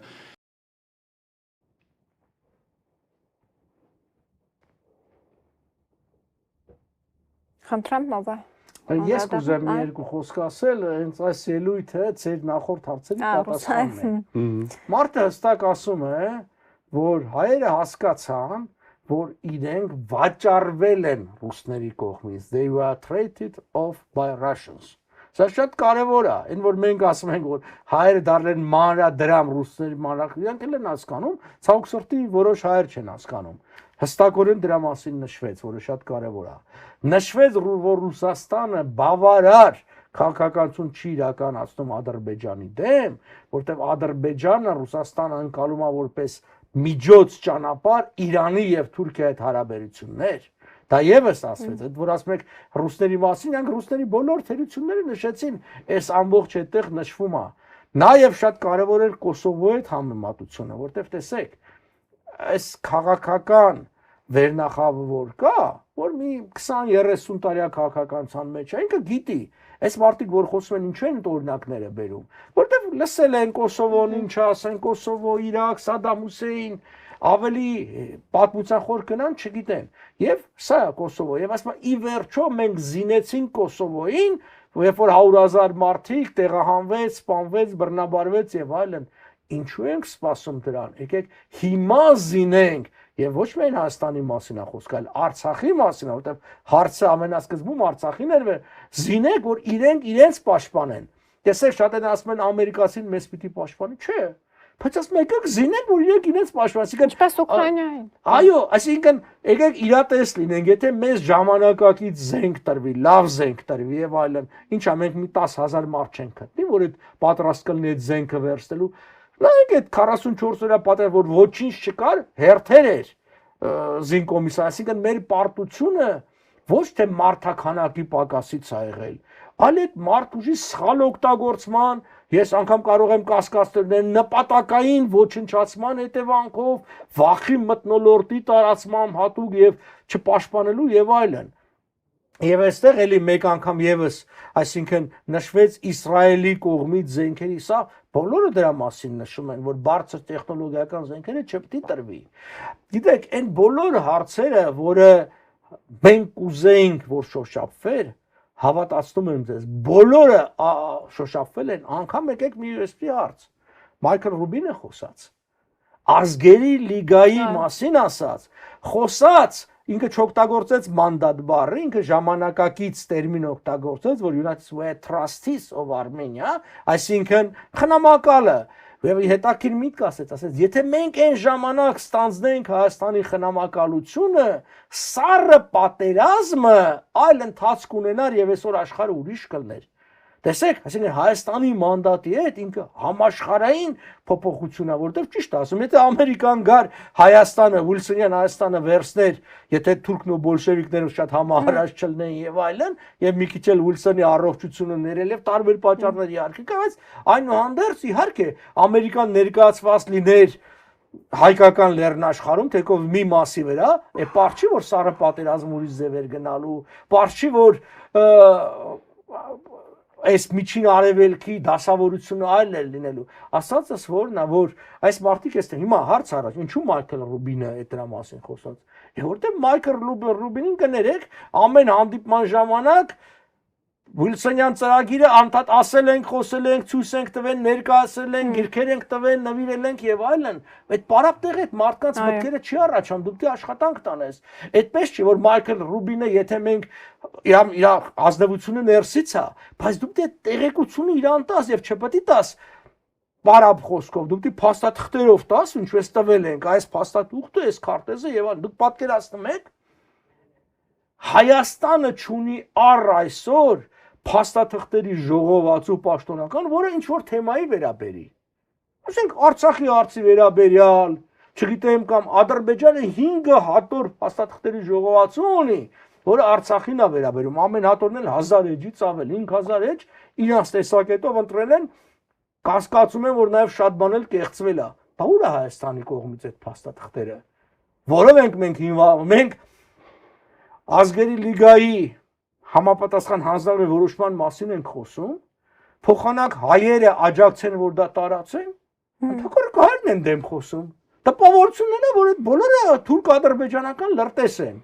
Այսինքն անհասկանալի է, սա կամ հոգեկան շեղվածների խումբ են, կամ պարզապես վճարվող լրտեսներ են, որտեղ հակառակ պարագային մարդ, որը մասնագետել չի այդ հարցի, սկսում է մասնագիտական եզրակացություններ տալ, դա նշանակում, որ մի շահագրգռություն ունի, դա այպանելու, դա արժեքազրկելու եւ հաճախ երբ որ չեն կարողանում գաղափարը արժեքազրկել, իրա ուրիշ բան են, գաղափարը կրողներին են սկսում արժեքազրկել, ընտանիքի հարցեր են մեջտեղ բերում, չգիտեմ, որը ընդհանրապես անհեթեթություն է։ Ես պարոն Պապյանի ասացին համաձայնելով ամբողջ կուզենայի մի բան ավելացնել Բրաունբեկի վերջին խոսքը հայամատությունը վարեց իմիջայլոց Բրաունբեկին սա հարց ու պատասխանի ժամանակ էր իրեն հարց են տալիս որ խոսքը Արցախի ժողովրդի մասն է թե Արցախի ժողովուրդը ինչպես ձեր իբուտև ինքը եկել էր Հայաստան Արցախ գնաց եւ այլն թե ինչ վերաբերմունք ունեին ձեր նկատմամբ ասեց շատ լավ վերաբերմունք ունեին եւ այստեղ բերեց մի օրինակ ասեց հավաքված մարդկանցից մեկը այսպեսի մի օրինակ է բերել հայմատությունը ռուս ամերիկյան հայկական այս հարաբերությունների ասում է ռուսերը ասում է փրկողակ են այս փոթորկոտ օվկիանոսի մեջ իսկ ասում է եթե մի 100 մետր լողանանք այնտեղ կա ամերիկյան մեծ նավը բայց ասում եմ չենք լողանում դեպի այդ 100 մետրը Սա շատ լավ օրինակ էր, որ նմանատիպ մի օրինակ ես իմ մոտակա շրջակայքին, որ ասում եմ, բայց եթե ռուսը գնա մեզ ինչ է լինելու, ես էլ հետևյալ օրինակն էի բերում, եթե հայեմատենք այս իր ասած փրկողակի, որ նայեք, դուք գիտեք, որ ռուսը ներսուն բարձրացել է ծառը, որը Ռուսաստանն է, առյուծը ուզում է քեզ ուտել։ Հիմա դու գիտես որ ուշ կամ շուտ այդ առյուծը քեզ հասնելու է այդ ծառի վրա այնտեղ մի 100 մետր հեռու կա մի տեղ որտեղ դու կարող ես բարձրանալ եւ փրկվել բայց այդ 100 մետրը պետք է վազես հիմա դու ստեղ գիտես ստեղ 100% մահ է իսկ այնտեղ կա ասենք թե 50% շանս հիմա ո՞րն ես դու ընտրում Մնալու ես 100%-անոց մահի տեղը, այդ փրկողակը փոթորկոտ ծովում, թե պետք է լողաս մի 100 մետր, որ փրկվես։ Սա այս գաղափարն էլ որ շատ հետաքրքիր դուրս եկավ, ասելով որ ես նմանատիպ մի օրինակ եմ բերել, հիմա մարդիկ ասում են, սա էլ է ցույց տալիս, որ իրենք շատ լավ են հասկանում թե ինչ կարգավիճակում է մեր ժողովուրդը, իրենք շատ լավ են հասկանում, թե ինչ պետք է արվի, եւ մեզ հուշում են։ Այո, հիմա առաջարկում եմ դիտել Մայքլ Ռուբինի ելույթի հաջորդ հատվածը, խնդրեմ։ Is that the United States has much more flexibility than perhaps our diplomats realize. So, for example, there is an assumption which we often hear repeated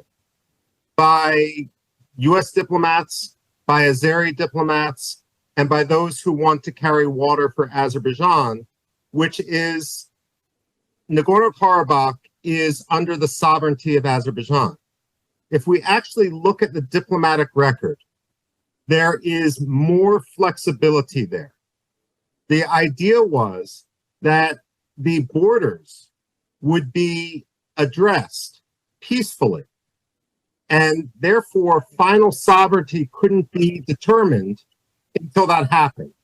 That's why we have more flexibility in what models we might propose to Azerbaijan. So, for example, on one end of the spectrum is the Kosovo model, which has extreme parallels to what we see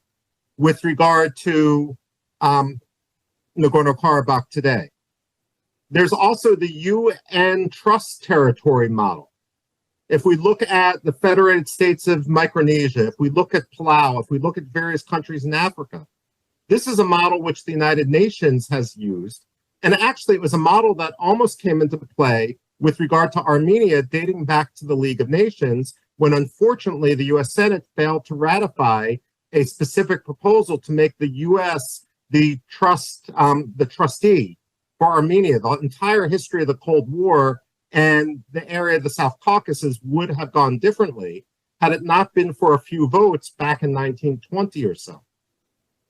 Iraqi Kurdistan is also a model that could come into play, where basically Iraqi Kurds have basic autonomies, basic protections written into the Iraqi constitution. All I can say right now is, as was said by, I believe, Ambassador Evans,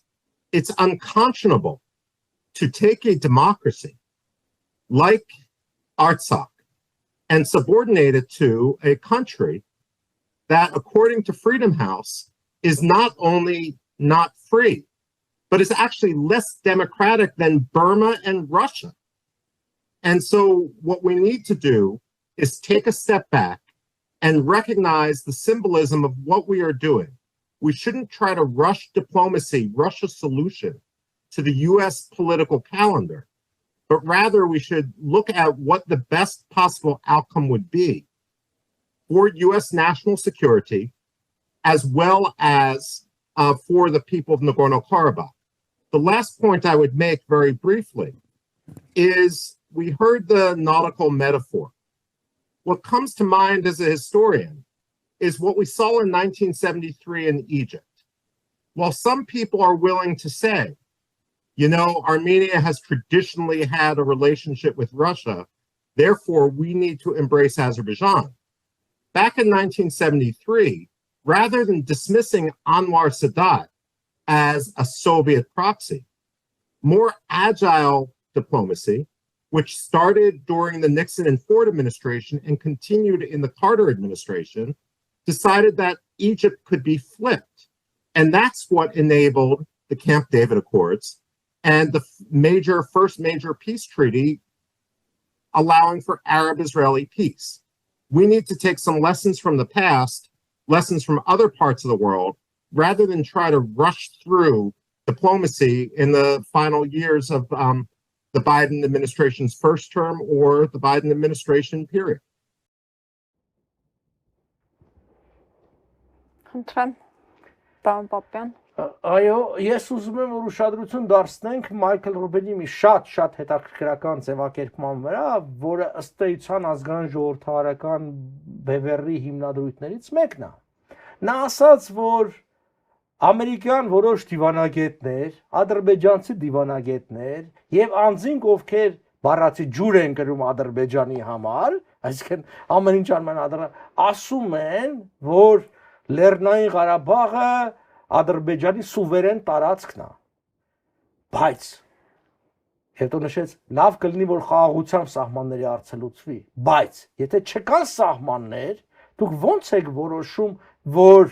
Ադրբեջանի մասը դրա համար խաղաղ ճանապարհով պիտի լուծվի սահմանների հարցը, այսինքն սահմանը որտեղով է գնում, հետո նոր դրանից հետո կորոշվի սահմանից որ կողմը Հայաստանը, որ կողմը Ադրբեջան։ Դա նա է, որ մենք տարիներ շարունակ ասում ենք պետքա դիմել միջազգային դատարան, կողմերը թող ներկայացնեն համապատասխան նրանք որոշեն սահմանը, կորոշեն սահմանը, որ կորնի ձորով անցնում, շատ լավ, կորոշեն սահմանը, որ Գանջայով անցնում, ով է որոշե, որ այո, Լեռնային Ղարաբաղը, Դաշտային Ղարաբաղը, եւ Նախիջևանը Ադրբեջանի հետ ով է որոշե, Կավբյուրոն, բոլշևիկներն ու ստալինիստները, այսինքն անընդհատ այս ամբողջը։ Եվ սա պետք է հնչեցնել անընդհատ, որտեվ այո, կան անձինք, որոնք անընդունելի են ամերիկա քաղաքականների թվում, ասենք Ստալինը։ Ստալինյան որոշումները, բա չեք ընդունում Ստալինը, բա ընդունում եք Ստալինյան սահմանները, ընդունում եք Ստալինյան սահմանները Հարավային Կովկասում, լավ, դե դեպքում Ստալինյան սահմանները չի չեք ընդունում Բալթյան երկրների համար։ Իսկ եթե չեք ընդունում, որ Ստալինը կարար Լեհաստանի սահմանները կիսեր Իրանով անել, ինչ եք ընդունում Հայաստանը։ Սրանք շատ-շատ կարևոր բաներ, բայց պետք է հնչեցնել, նորից եմ կրկնում։ Բաներ կամ մենք գիտենք, իրենք չգիտեն, այդ նույն սենատորներն ու կոնգրեսականների 90% չգիտեն, որտեղ ցավոք սրտի մեր ավանդական լոբիզմը զբաղվել է մի բանով, ոչ թե հայոց պետականության ու անգամ հայոց պահանջատիրության հարցերով, ոչ, զբաղվել է ցեղասպանություն ճանաչել տալու հարցով, երբ որ Բայդենը ընդունեց, այսօր լրիվ խառնաշփոթ է դնում, որտեղ չգիտեն ինչ պահանջեն եւ զբաղվում են ռուսական շահերը ցավոք սրտի սպասարկելով։ Շարունակելով պարոն Պապյանի այդ նկատառումը, ինչ որ ասեց Ռուբինը, մի քիչ ուրիշ ձևով ձևակերպեմ, ասում եմ, չէ՞ որ ընդունված է եւ ակնարկը հավանական նաեւ մադրիդյան սկզբունքներին ու խաղաղ ճանապարհով պետք է լիներ։ Ասում եմ, դու սուվերեն ես, ասում ես, որ սա իմ սուվերեն տարածքն է, բայց ասելով որ սա սուվերեն տարածքս է, դու փաստորեն արդեն սահմանը գծել ես, բայց սահմանը դու չես գծել խաղաղ ճանապարհով, դու սահմանը գծել ես ագրեսիայի հետևանքով, չի ասում ագրեսիա բառը, բայց դա է ակնարկը։ Եթե դու սահմանը գծել ես ագրեսիայի ճանապարհով, դու չես կարող ասես, որ սա իմ սուվերեն տարածքն է, որտեղ սուվերեն տարածքը պետք է լիներ խաղաղ ճանապարհով։ Սա ուրիշ ձևով մեկնաբանելով եւ վերջի բանը, որ նաեւ հուսադրող է, մենք որ առաջ ասում էինք, որ հապկի անդամ լինելով Ամերիկան չի օգնի դաշնակից, Ռուբինը բերում է Սադատի օրինակը Եգիպտոսի եւ օգտագործում է flip բառը, անգլերեն flip նշանակում է, որ կոպեկի կողմից շրջել է եւ շրջես։ Շրջեցին իրենք Եգիպտոսին Կարտերի օրոք, որ նա լինելով ռուսական պրոքսի եւ Սադատը համարվում էր որպես ռուսական այսպես մարդ, ինչպես որ հիմա մենք համարում ենք Նիկոլին,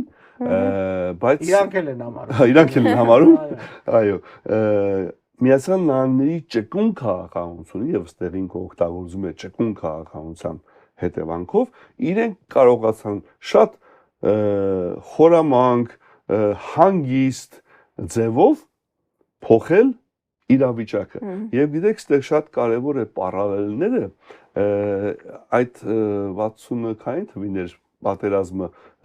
Եգիպտոսի հետ 67 թվի պատերազմի ժամանակ խոսակցություններ կար որ ինչքանով ճիշտ են թե չէ որ բոլոր եգիպտացիների դիրքերը եւ այլն ռուս գեներալների միջոցով փոխանցվել էր Իսրայելին եւ Իսրայելը գիտեր թե որտեղ հարված էր եւ այլն։ Իհարկե այն ժամանակ խոսակցությունը գրում էր որ այդ ռուսերը ցակումով հրյա էին եւ այլն, այսպեսի խոսակցությունը վստահ եմ լսել եք ու ինչ եղավ մեր մոտ էլ փաստորեն ռուսի ձեռքով մեզ հանձնեցին ադրբեջանցիներին եւ դա պատճառ դարձավ Եգիպտոսին որ թքեր Ռուսաստանի վրա ասելով որ դուք մեզ դավաճանեցիք Ամերիկացիները չեն դավաճան եւ շատ այսպես ասած սահուն ձևով ոչ մի խնդրեմ չեղավ Եգիպտոսի պես երկիրը սովետական միությունը կորցրեց եւ ոչ մի բան չեղավ, որովհետեւ ամերիկյան դիպլոմատիան, ինչպես որ ասում է Ռուբինը, կարող է ունենալ այդ ճկունությունը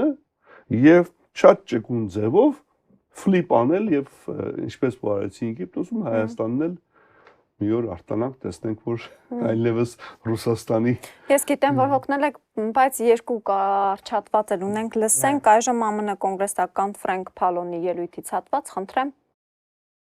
The witnesses and the members and witnesses have clearly stated that this is a man-made crisis purposely created by the Aliyev regime to severely worsen the quality of life for the people of Artsakh. And I want to make that clear.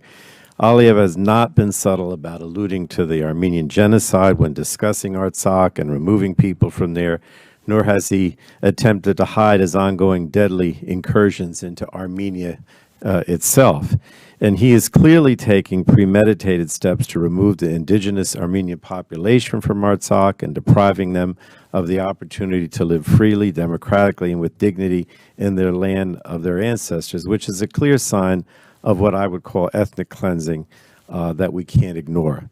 And I point out also that this follows the pattern set forth by the unprovoked war by Azeri forces in 2020 that destroyed civilian infrastructure, left thousands of people dead, and displaced tens of thousands more from their homeland. But unfortunately, at the time, little was done to hold Azerbaijan accountable, which is a pattern that has continued in the months and years that followed. And I heard Senator Brombach, I can't help but call you Senator, point out that if we don't do something, they're just going to continue to do the same. And that's the pattern here. He felt, Aliyev, that he could get away with this blockade, you know, and he's not going to reopen the Lachin corridor because unless we do something to force him to do that. I think particularly is unfortunate is that he's actually sending his own minister and talking about having some kind of settlement over the the demarcation between Armenia and Azerbaijan, but continues this deadly campaign as he continues to meet. Even my understanding is the two countries are going to be meeting here in the United States in the next few weeks to talk about settling the territorial disputes between Armenia and Azerbaijan. But at the same time, he continues to force this blockade and displace or attempt to displace more people in Artsakh. So I think that the only thing that has to be done here is that the United States has to leverage every diplomatic tool at its disposal, including sanctions, to finally bring some pressure on Aliyev to stop, to continue this blockade in Lachin. And I do think that our country has a critical role in bringing these aggressions and expansions behavior to the end. We talked about other countries, Russia, other countries, but I think we're the key. If we don't do something, then nothing's going to happen, and this blockade is going to continue, and the effort to try to remove the Armenians from Artsakh is only going to continue. And again, as discussions between Armenia and Azerbaijan are reportedly set to resume here in Washington as early as next week, I have to call on our administration to take every action necessary to prevent Azerbaijan's militaristic behavior from dictating the terms of a final agreement. That's the other thing. In other words, if we do have a final agreement between the two countries, between Armenia and Azerbaijan, I think what he's trying to do here is to make the displacement and the elimination of Artsakh as a fait accompli. And so it's become a diplomatic leverage point, if you will, in those negotiations, which is why we continue to see the blockade.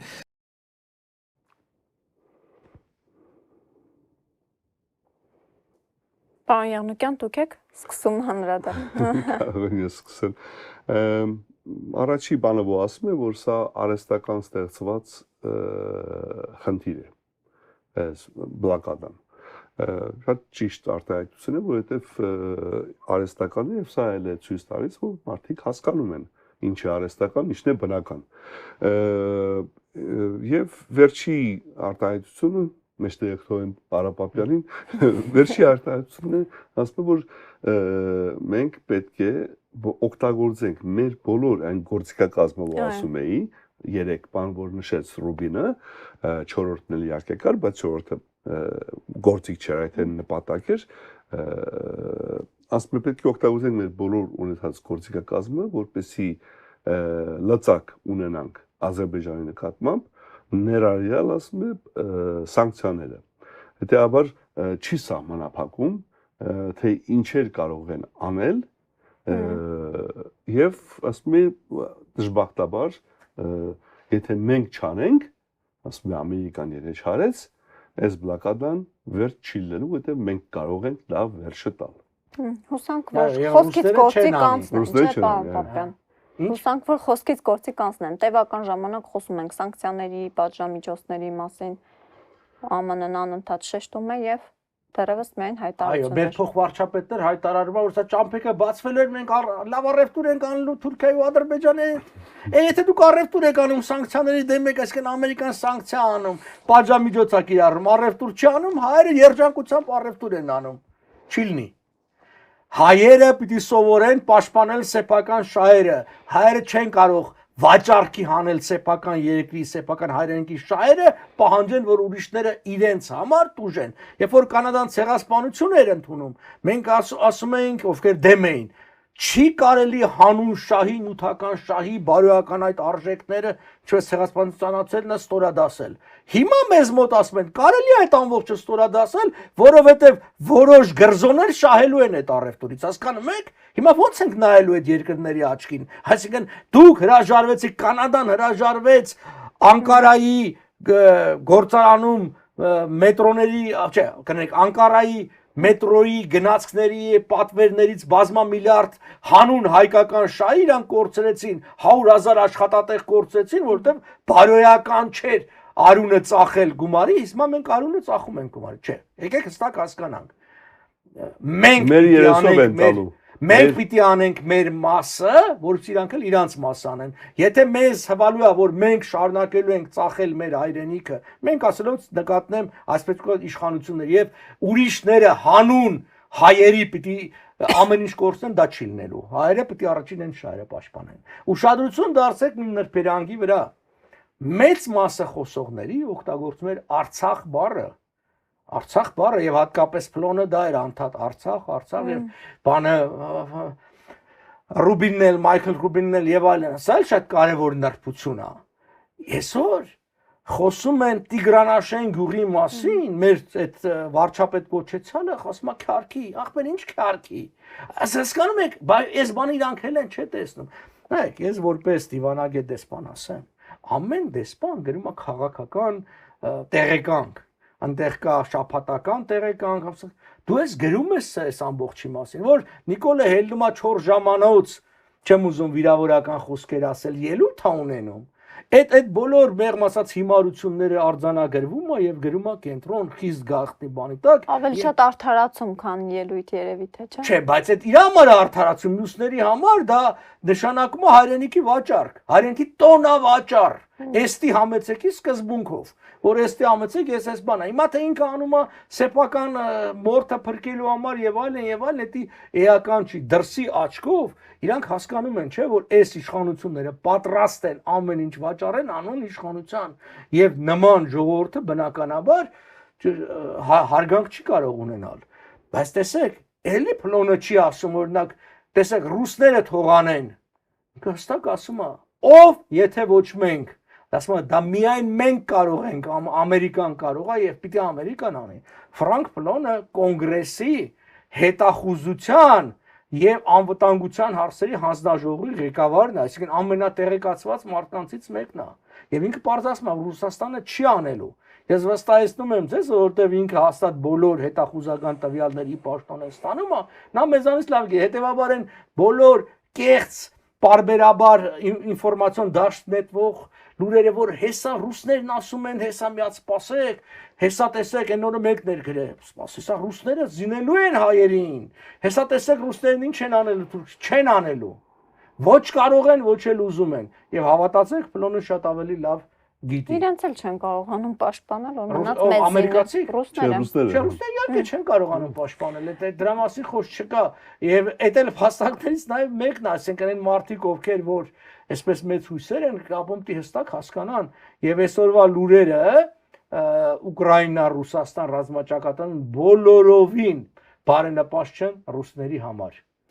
Ես առաջարկում եմ Դեյվիդ Ֆիլիպսի հատվածը լսել, իդեպ սա վերջին հատվածն է եւ այնուհետեւ կամփոփենք, խնդրեմ։ So there is a doctrine that was adopted by a majority of countries in the UN General Assembly called the responsibility to protect. That gives cover to the United States and anyone else who wants to intervene to save innocence.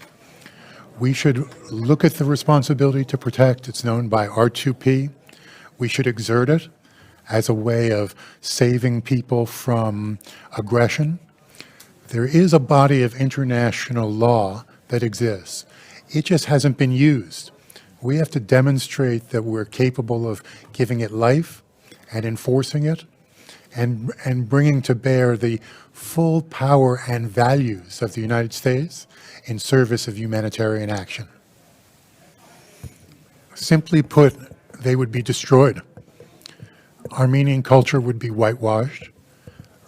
Armenian churches would be turned into mosques, as we've seen in Turkey. So we have to recognize that there's a very high price to pay for neglect, which is not only the disappearance of Armenian culture, but the values of tolerance and compassion that define Christianity and the Western world. It's important to be counted here in service of humankind. Preserving Armenian culture in Turkey and in Azerbaijan is critical to future progress. Լսում ենք Պահյանոկյան ձեզ։ Վերջից կամ վերջի հատվածը, որ իրար կապված է, կարող է པարզ չեղավ, հարցը, եթե Ադրբեջանը տիրապետի հայկական հողերին եւ տարածքին ինչ կուլտուրայական մշակութային փոփոխություններ կարող է լինել եւ ինքը զուգահեռներ արեց Թուրքիայի հետ կապված, ասելով, որ եկեղեցիները մզկիթների կվերածվեն, կոչնչանան բոլոր այդ հայկական ժառանգությունը եւ ոչի բան չի մնա։ Եվ հետո էլ ավելացրեց, որ պահպանելը քրիստոնեական ասողը հրյա է, պահպանելը քրիստոնեական մշակույթը ժառանգությունը շատ կարևոր է ոչ միայն Արցախում, նաև Թուրքիայում։ Առաջի մասին։ Այո, առաջի մասը շատ հետաքրքրական էր, որտեղ Դեյվիդ Ֆիլիպսը խոսում էր միջազգային իրավունքի մասին, սա ի պատասխան են շատ էր, որ ասում են դե ինչ է միջազգային իրավունքը։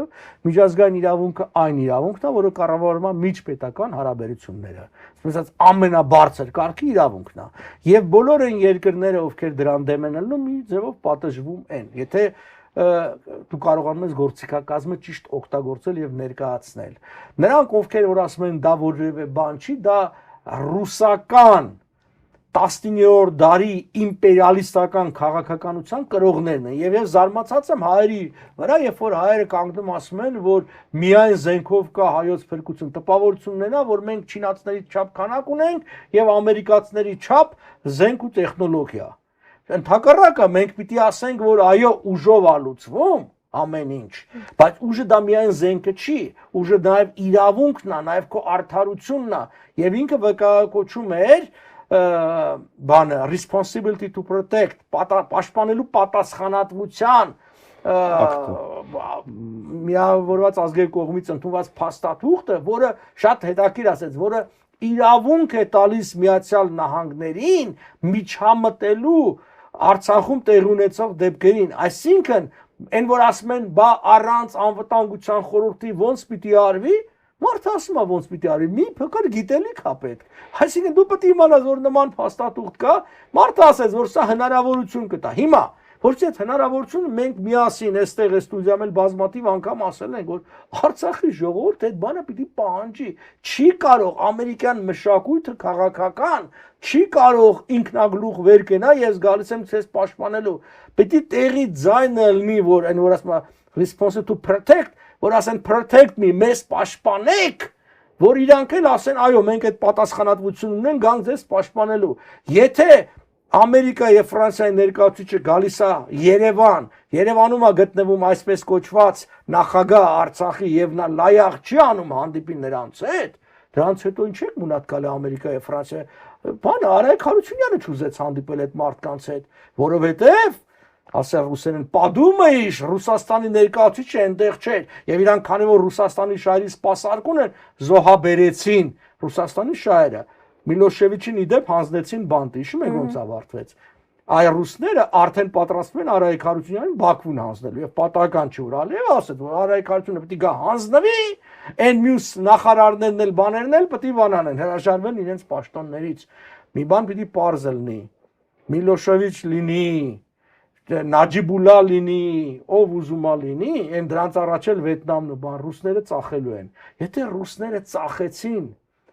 աշխարհում ամենահավատարիմ ազգին հայերին իրենց նկատմամբ, հայը հային կդավաճանե ռուսին չէր դավաճանի, իրանք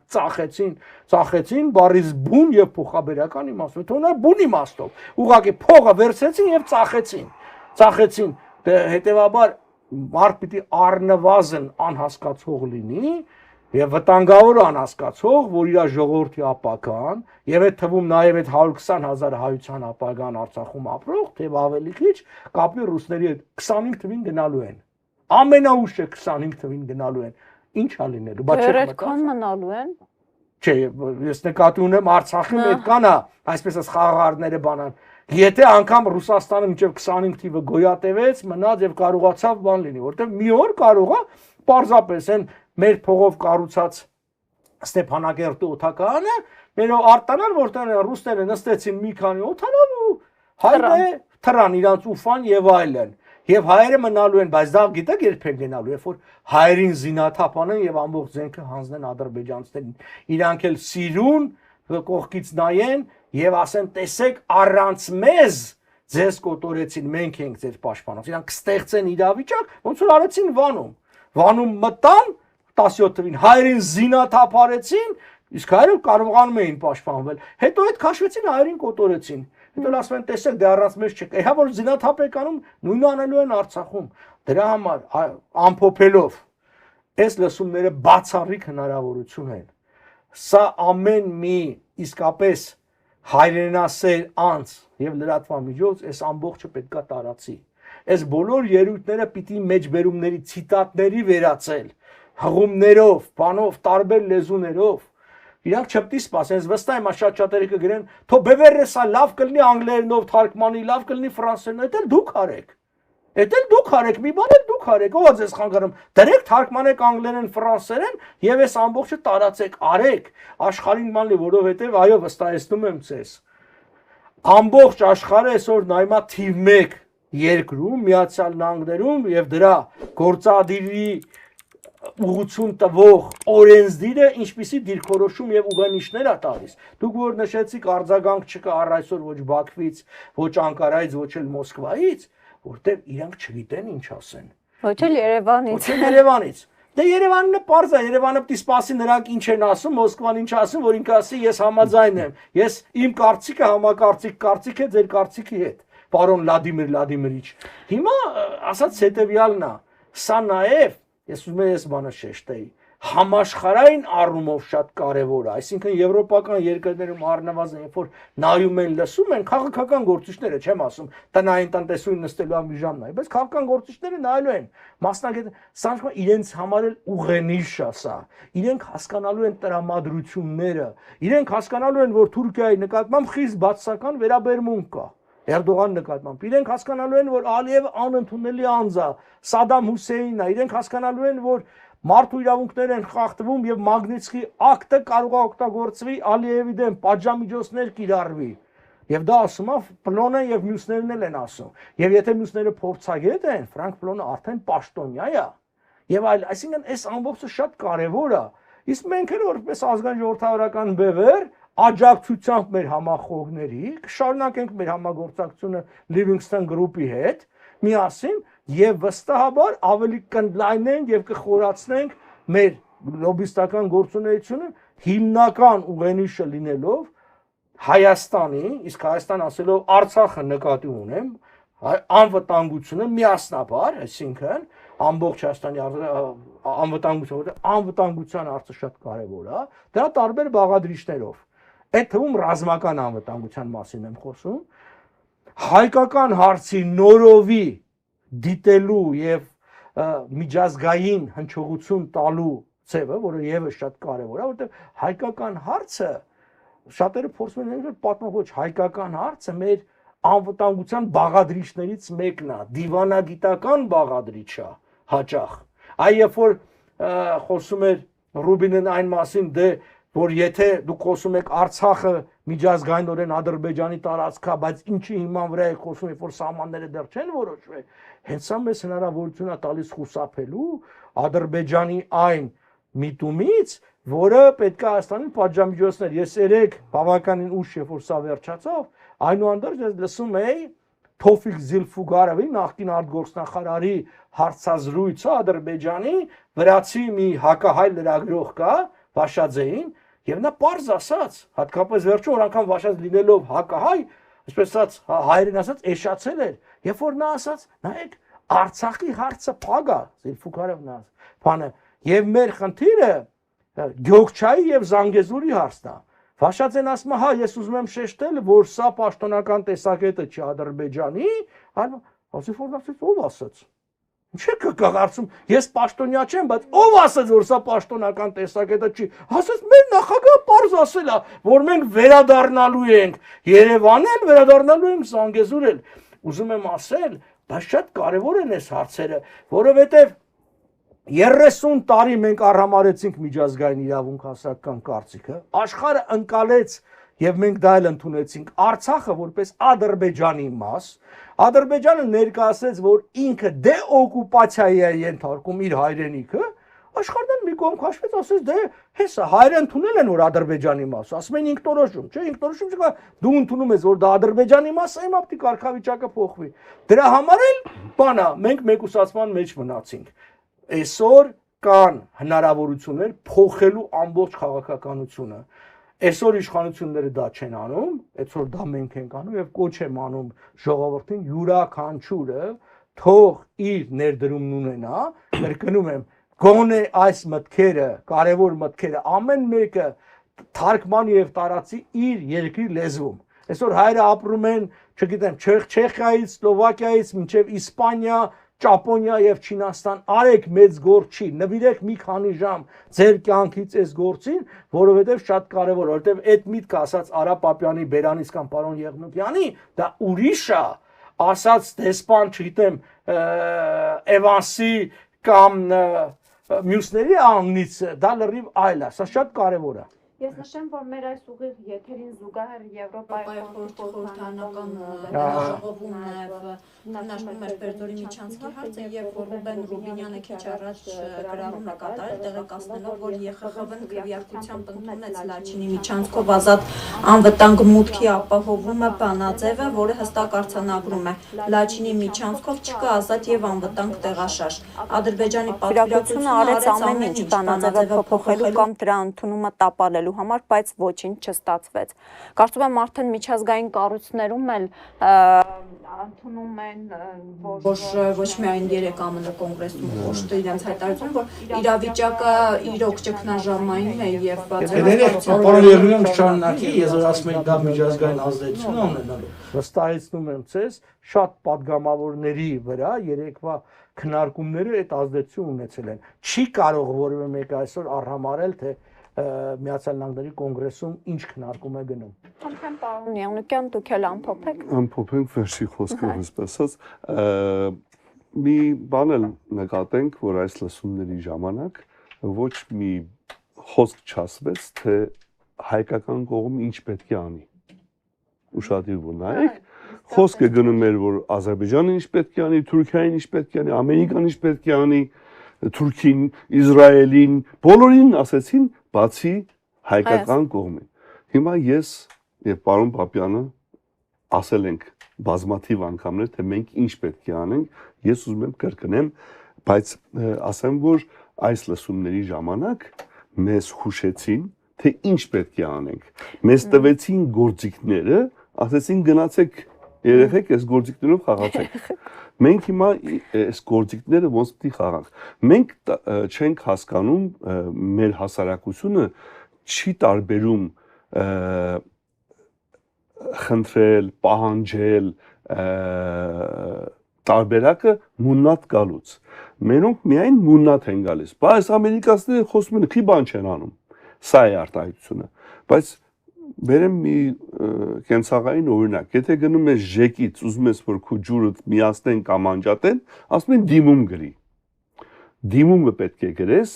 դիմումի մեջ պետք է ձևակերպես խնդիրդ եւ պետքա ձևակերպես, թե ինչ ես ուզում, որ այդ խնդիրը լուծվի։ Հասարակ ժեկի դիմում։ Հիմա մենք պետք է այդ գործիքակազմը, որ մեզ հրամցրեցին այս լսումների ժամանակ, մենք պետք է այդ գործիքակազմը օգտագործելով ձևակերպենք մեր դիմումը։ Այդ որ վերջի խոսքում ասեց պարոն Ֆիլիպսը, որ պարտականություն, ինչպես էր պարոն responsibility to protect։ Պարտականություն պաշտպանելու համար,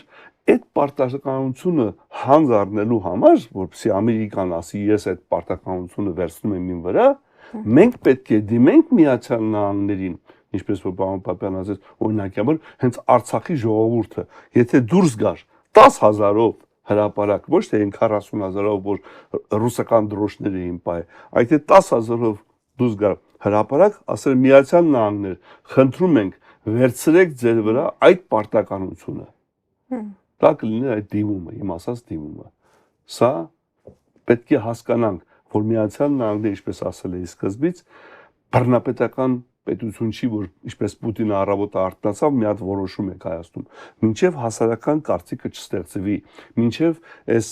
հասարակական կարծիք ստեղծողները իրենց մեսեջը տեղ չհասնեն, մինչև որոշումներ կատարողները տեսնեն, որ արդեն կա այդ հասարակական կարծիքը, այդ որոշումը կայացնելը, դու պետք է այս ընթացքում, հենց այս ընթացքում, երբ որ այս հասարակական կարծիքը հիմա ստեղծվում է, այս ընթացքում մենք պետք է մեր դիմումը դնենք։ Շնորհակալ եմ ձեզ, հարգելի զրուցակիցներ, այս բովանդակալից զրույցի համար։ Հարգելի հետևորդներ, հիշեցնեմ, մեր տաղավարում հյուրընկալել էինք Ազգային-Ժողովրդավարական Բևեռի խորհրդի անդամներ Արա Պապյանին եւ Կարո Եղնուկյանին, ովքեր ամփոփեցին, վերլուծեցին, մանրամասն ներկայացրեցին, թե 3 ԱՄՆ կոնգրեսում, մարդու իրավունքների հանձնաժողովում Արցախի հայերի պաշտպանության համար կազմակերպված լսումների ժամանակ ինչ կարևոր շեշտադրումներ հնչեցին։ Ես հիշեցնեմ, որ այդ լսումները իրականություն դարձան նաև BEVER-ի ԱՄՆ-ում լոբիստական գործունեության շնորհիվ, այնպես որ ակնկալում ենք ձեր աջակցությունը, դրամական նյութական աջակցությունը BEVER-ի լոբիստական գործունեությանը Միացյալ Նահանգներում, մասնակցեք այդ նպատակով իրականացվող դրամահավաքին։